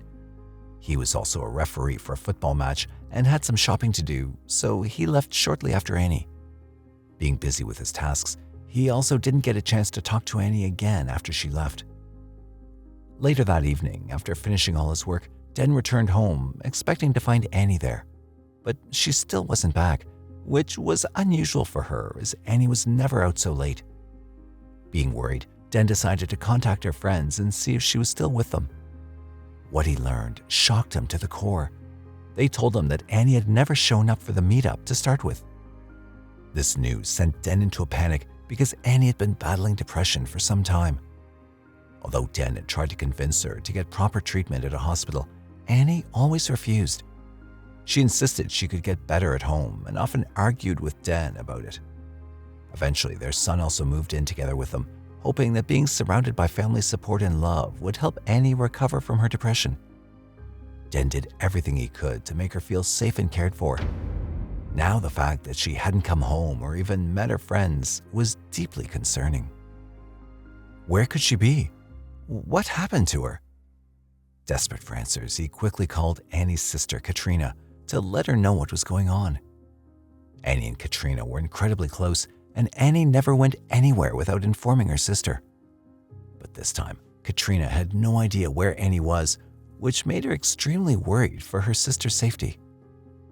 Finding Annie became an urgent priority due to her health conditions and the fact that she had left behind her money, passport, and all essentials, making it unlikely that she'd planned to go far. With mounting concern, Den and Katrina reported Annie as missing. The news of Annie's disappearance also quickly spread, and relatives rushed to Den's house to console him and their son. It was hard for everyone to accept that Annie, such an elegant and loving person who adored her family, could vanish without a word. She was the heart of the family, and the thought of her being out there alone was unbearable. A full-blown investigation was launched to find Annie. Investigators explored every possible avenue, but it was the 1990s, an era without the advanced technology available today. Investigators diligently pursued every lead, relying on traditional methods. They conducted numerous interviews with Annie's friends and acquaintances, hoping for any clue that could shed light on her whereabouts. They meticulously searched the route Annie would have taken to meet her friends, hoping for a breakthrough, but each effort ended in frustration. Days turned into months with no meaningful leads emerging. The search for Annie became increasingly desperate as time passed without any new information. Despite their relentless efforts and the support of Annie's devastated family, the case grew colder with each passing day. As time went by and no new leads surfaced, the search for Annie became an agonizing mystery. It was an incredibly difficult time for Katrina, Den, and especially for their son, grappling with the sudden disappearance of Annie as they struggled to explain to him where his mother had gone. Year after year passed with no sign of Annie, yet they held on to their belief that she might still come back. But as time wore on, Annie's family faced the harsh reality that she might never return. 5 long years after Annie went missing, in 1999, her husband made the difficult decision to seek legal recognition of her absence. The court also granted his request, officially declaring Annie absent. This legal step marked a bittersweet milestone for the family, acknowledging the possibility that Annie was no longer alive, while still holding onto the hope that one day they might learn the truth about her disappearance. After 30 long years since Annie's mysterious disappearance, the case that had seemed unsolvable suddenly gained new life in April 2024. A resident of Kerstraat in Saint-Martin-Latem was tending to his garden when he noticed something peculiar buried beneath the soil. As he dug deeper, a sense of unease grew until he uncovered the astonishing truth that it was human skeletal remains that lay hidden there. Shaken by the discovery, he wasted no time in alerting the authorities. Police and forensics teams swiftly arrived at the scene, carefully excavating the bones and preserving any potential evidence. The remains were then sent off for detailed testing and analysis. The examination of the skeletal remains posed significant challenges due to their advanced state of decomposition.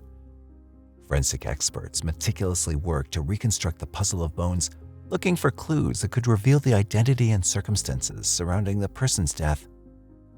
By May 2024, the test results were in.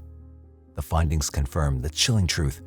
The skeleton belonged to Annie de Pootere.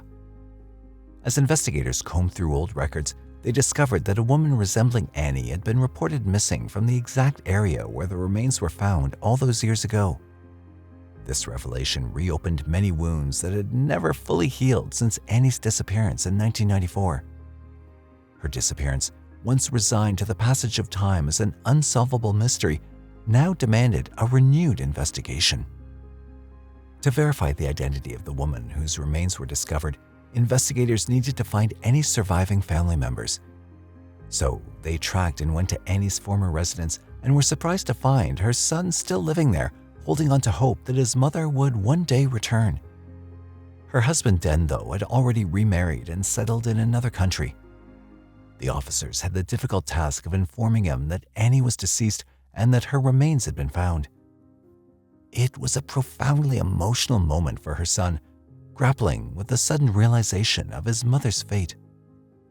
Despite the overwhelming grief, Annie's son bravely agreed to provide his DNA to help confirm the identity of the remains. This genetic sample was crucial for forensic testing, which would definitively establish whether the bones belonged to Annie. The DNA was sent to the lab for analysis, a process that would provide closure to the family and crucial evidence for the investigators. Finally, when the results came back, they confirmed what everyone feared. The remains belonged to Annie de Pootere. With Annie's identity established, investigators focused on unraveling the mystery of her disappearance 30 years ago. They turned to Annie's son for any insights or suspicions he might have had about who could harm his mother, but he had no knowledge of anyone who held such animosity towards her. A significant breakthrough came when investigators spoke with the person on whose property Annie's remains were found. It's unclear whether he volunteered information to the police or if they learned of him through other means, but they discovered about a man named Hans D., who had been Annie's ex-husband. Initially, investigators doubted Hans could be involved, as he'd appeared close to Annie. He'd even publicly expressed his devastation over her disappearance in media interviews. Investigators wasted no time in tracking down Hans in Belgium, where he currently resided, and uncovered the most awaited revelation. They conducted a thorough and intense interview with him, during which Hans confessed to burying Annie's body 30 years earlier. However, he maintained that he was not the one who killed her. According to Hans, he was paid to dispose of Annie's body, but didn't know the identity of the person who hired him. Despite Hans's claims, investigators harbored serious doubts about his story. They believed he was withholding crucial details and suspected him of being directly responsible for Annie's death and burial in the neighbor's garden. In May 2024, Hans was promptly arrested and charged with first-degree murder in the case of Annie de Pootere. Currently, he remains in custody, awaiting his trial and sentencing. After years of uncertainty and anguish, Annie's family finally had some closure. They now knew where Annie had been all these years and who was responsible for her tragic end. The arrest of Hans marked a significant milestone in the long and painful journey towards justice for Annie and her loved ones. On a warm summer morning on May 12, 1972, hoping for a good catch, a fisherman set out for a stroll through a marshy area near Winter Haven, Florida. As he walked through the area, something strange in a field caught his eye. After leaning in for a closer look, his eyes widened as he was stunned to see human skeletal remains. This eerie find turned a peaceful morning into the start of a mystery that would haunt the town for the next 51 years. The fisherman quickly alerted the local authorities of Winter Haven about his grim discovery. Investigators rushed to the scene in the remote marshy area on the south side of Winter Haven, Florida, just east of Tampa. As soon as they arrived, they began the arduous task of piecing together the mystery of whose remains they were and how they'd ended up in the water. Along with the investigators, a team of forensic examiners was also on site, carefully examining the bones. After a thorough inspection, they determined that the remains belonged to a man between the ages of 40 and 50.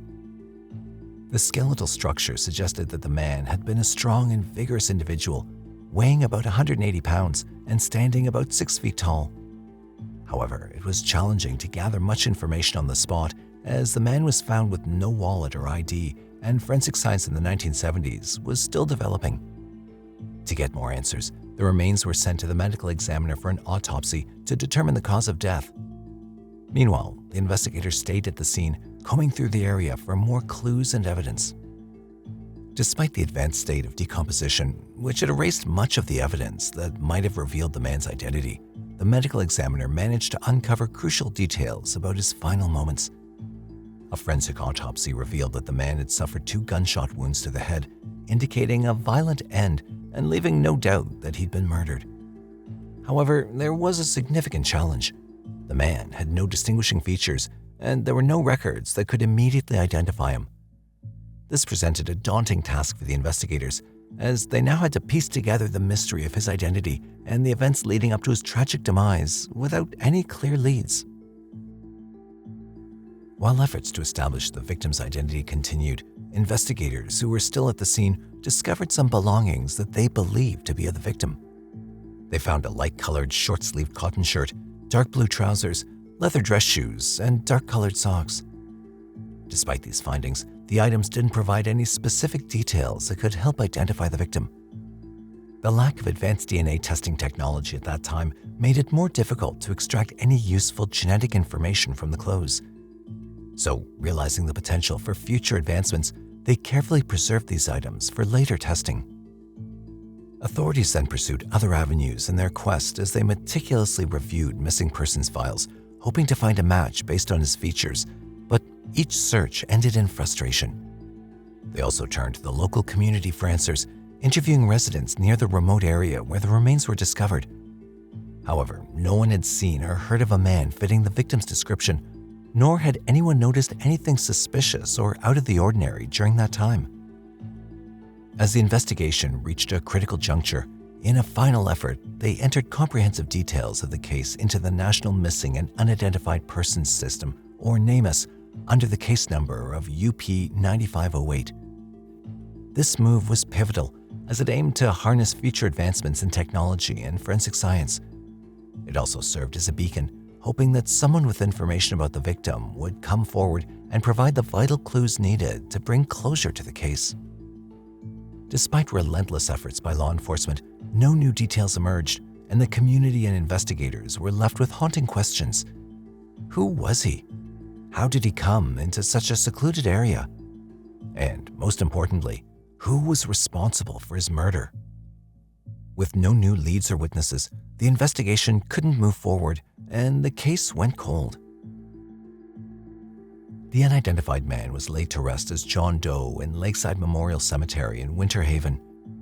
It seemed as if this case was destined to remain unsolved, with the file gathering dust on the shelf. However, things took a surprising turn in January 1974 when Charles Williams, an inmate at a Florida state prison, became pivotal in reopening the case. Williams, probably seeking leniency for himself or driven by his conscience, contacted detectives from the Polk County Sheriff's Office. He claimed to have information that could shed light on the case. According to Williams, during his time at Rayford Prison, he'd befriended another inmate named Clarence Ingram, a connection that could potentially unravel the long-standing mysteries surrounding the unidentified man found in the marshlands. During their conversations, Ingram had revealed chilling details about a crime he'd committed alongside a man named Edgar Todd. Ingram confided to Williams that one night in 1972, they'd met a man in a bar in Winter Haven. After sharing some drinks and conversation, they left the bar with them in the man's white Chevrolet. As they drove through the quiet night, an argument broke out, which quickly escalated into drunken violence. In a fit of rage, they shot that man twice in the head. To cover their tracks, they decided to dispose of the body in a remote field near a canal in Elwaz, believing the turtles would consume the remains and leave no trace of their heinous act. Ingram had also revealed that they'd found tools worth between $1,000 and $1,500 in the victim's vehicle, which they sold to Ingram's brother, Johnny Ingram. After that, the pair drove the car to Keeler, Michigan, where they sold it for $500. Williams's account included specific details that piqued the interest of detectives, particularly the mention of the vehicle having a Georgia license plate. This piece of information prompted investigators to cross-check missing persons reports from Georgia around the time of the incident. However, they soon hit a roadblock. The lack of advanced forensic technology at the time made it impossible to make definitive connections. Despite having a promising lead, they couldn't make any headway. The investigators' hopes were dashed, and the case went cold once again. It seemed like the case would never be solved.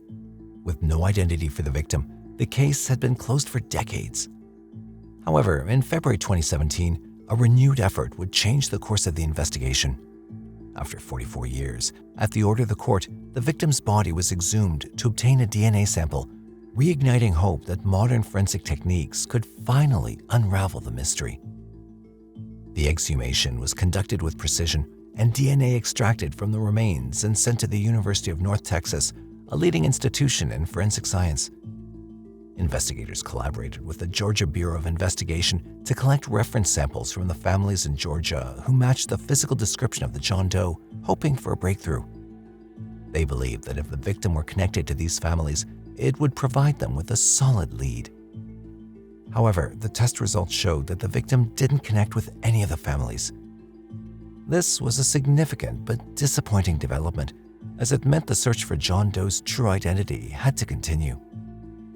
The victim's DNA was also entered into the Combined DNA Index System, or CODIS, but no matching profiles emerged, leaving his identity to be a mystery once again. Would investigators ever solve this long-standing cold case? In September 2023, investigators decided to leverage the latest advancements in forensic genetic genealogy, a method that had successfully solved numerous cold cases in recent years. A part of the victim's femur bone was sent to the Othram Lab, a private facility known for its cutting-edge forensic work. The lab's analysis began with the meticulous extraction and sequencing of DNA from the femur bone.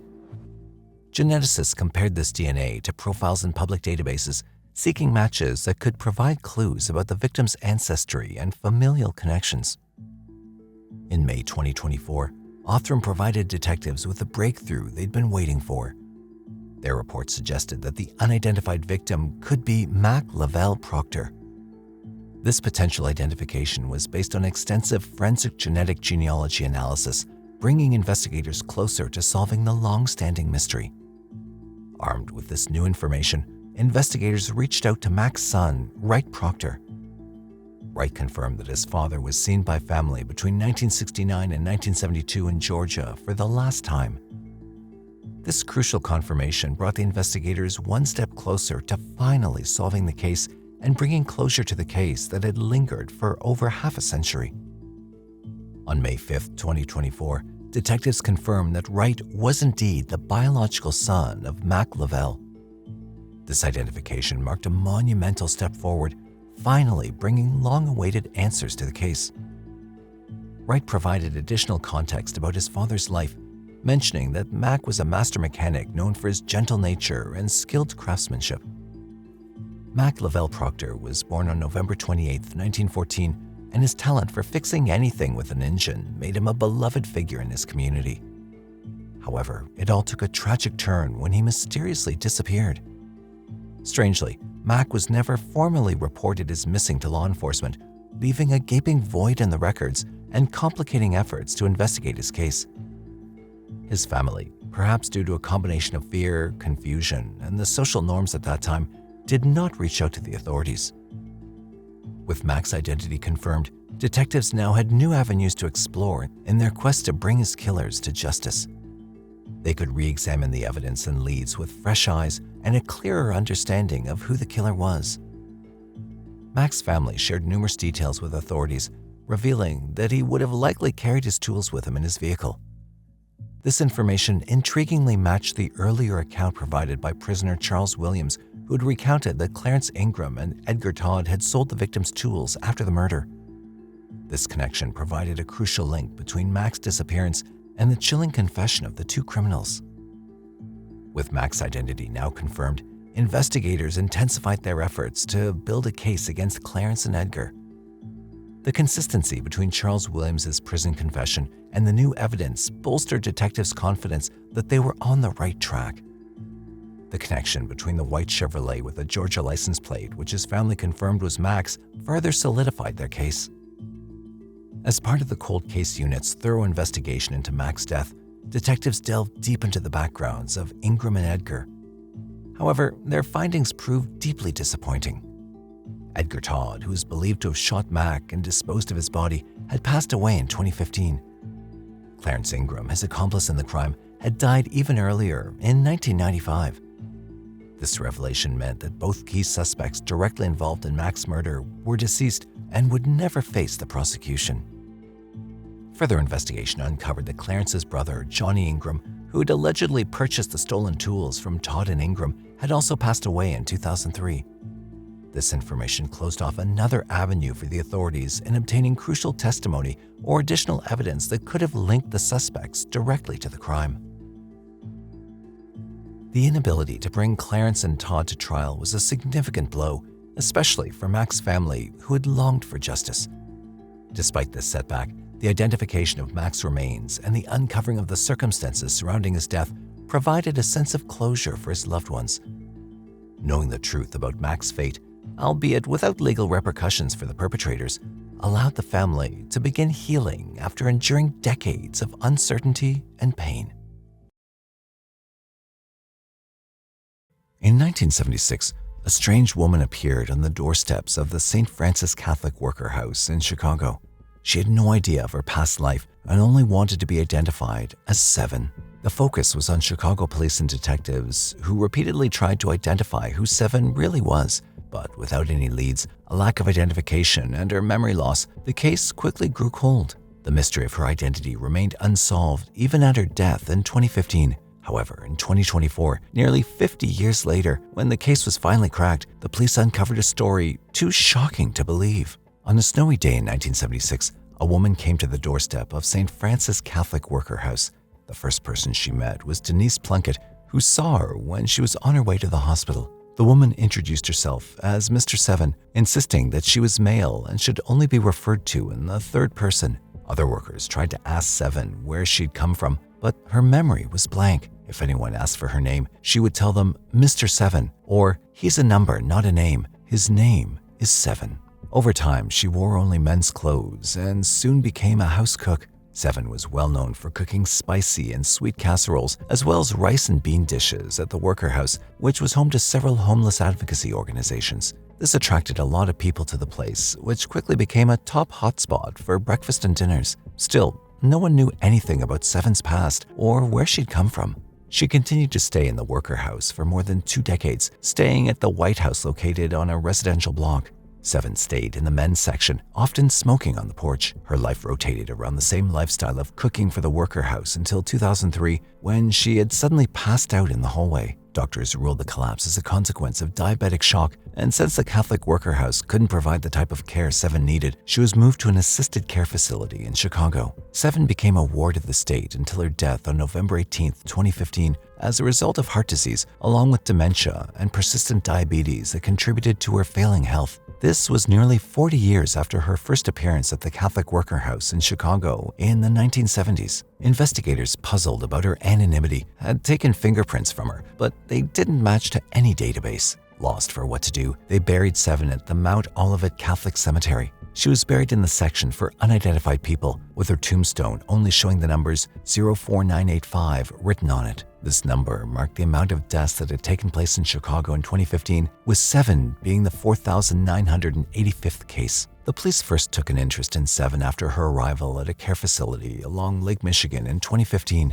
Since she didn't have a legal name or any means of identification, they quickly filed a missing persons report documenting her memory loss and disorientation.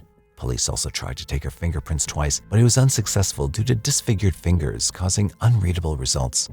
Afterwards, they circulated a photo of her to other Illinois law enforcement agencies. Sometime later, the public brought up a person named Skevin who had died in a car accident, but this was quickly proven to be a false alarm. The physical description of Seven noted her to be light in complexion with blue eyes and short hair and having very few teeth. Still, nothing was known about Seven, not even a social security number, and so the investigation was eventually suspended. The only thing police knew, aside from her history at the St. Patrick's Catholic Worker House, was that she was a Cubs fan and had childhood memories of visiting the Indiana Dunes. In 2022, Cook County investigators took over Seven's case with the aim of identifying the woman who had helped the St. Francis Catholic Church for so long. Sheriff Tom Dart, whose office had gained popularity for the solving of cold case crimes, described Seven's case as unusual. It was weird for a person to remain unidentified both in life and in death.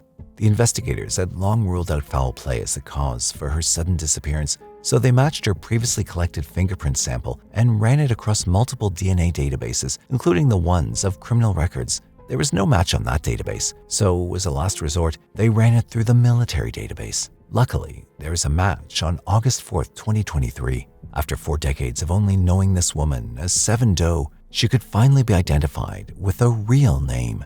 The data from the fingerprints obtained from Seven's body matched to a record in the military database. The match was a woman named Reba Caroline Bailey, who had been enlisted in the Army in 1961. Using this name, investigators in 2024 were able to find the surviving members of her family and piece together a few aspects of her life. Reba C Bailey was born in 1940 in Danville, Vermilion County, Illinois, about 225 kilometers south of Chicago. She had a stay-at-home mother, Edna Bailey, and a carpenter father who often traveled for work, so there were multiple addresses for their large family in Illinois and Alabama. Reba was the youngest of 6 children, including 2 who died before adulthood. In 1950, when she was 10 years old, her family was involved in an accident when their father stopped their car to pick up a suitcase he saw at the side of the highway. They were hit by another car, which caused a fatal accident that took the life of Reba's mother. Reba, her father and brother were also terribly injured.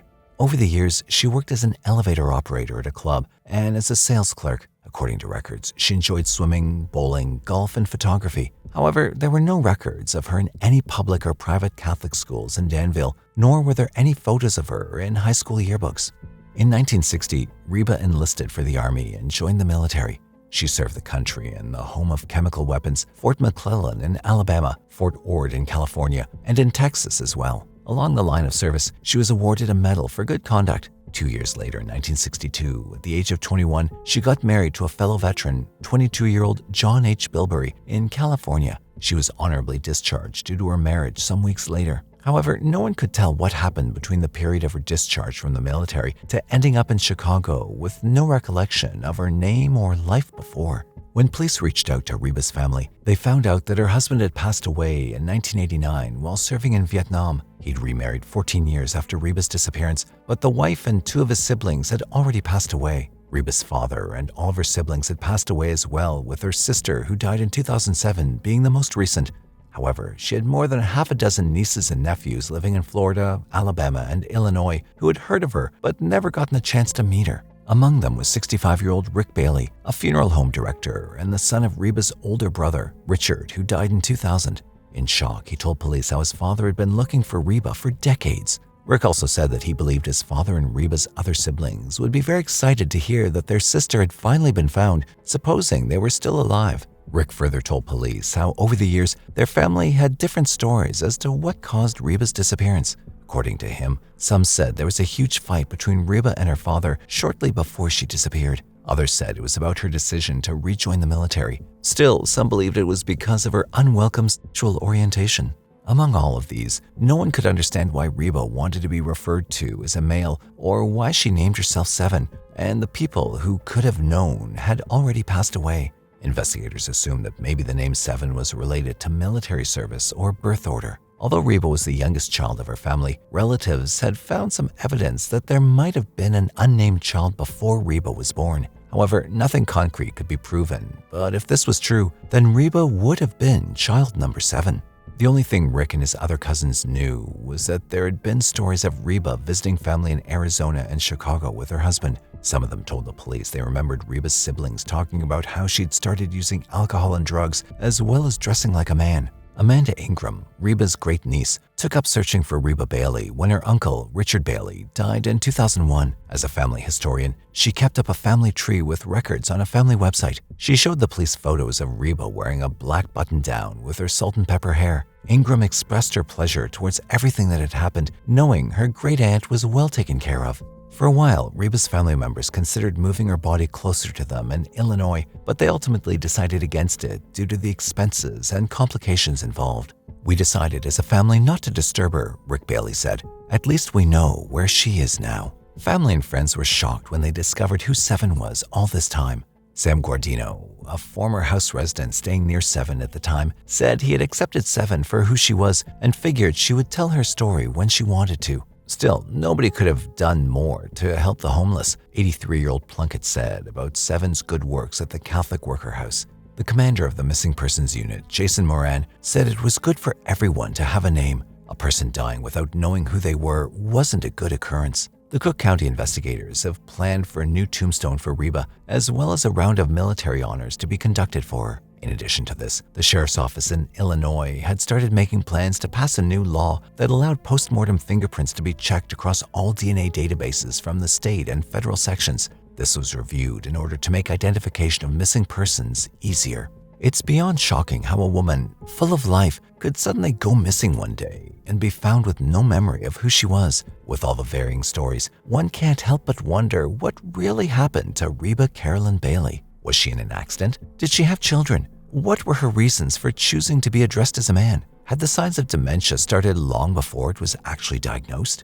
Sadly, she's no longer alive to tell her story and see the family she left behind while living a totally different life. However, her case will bring more light to the post-mortem identification of unknown persons.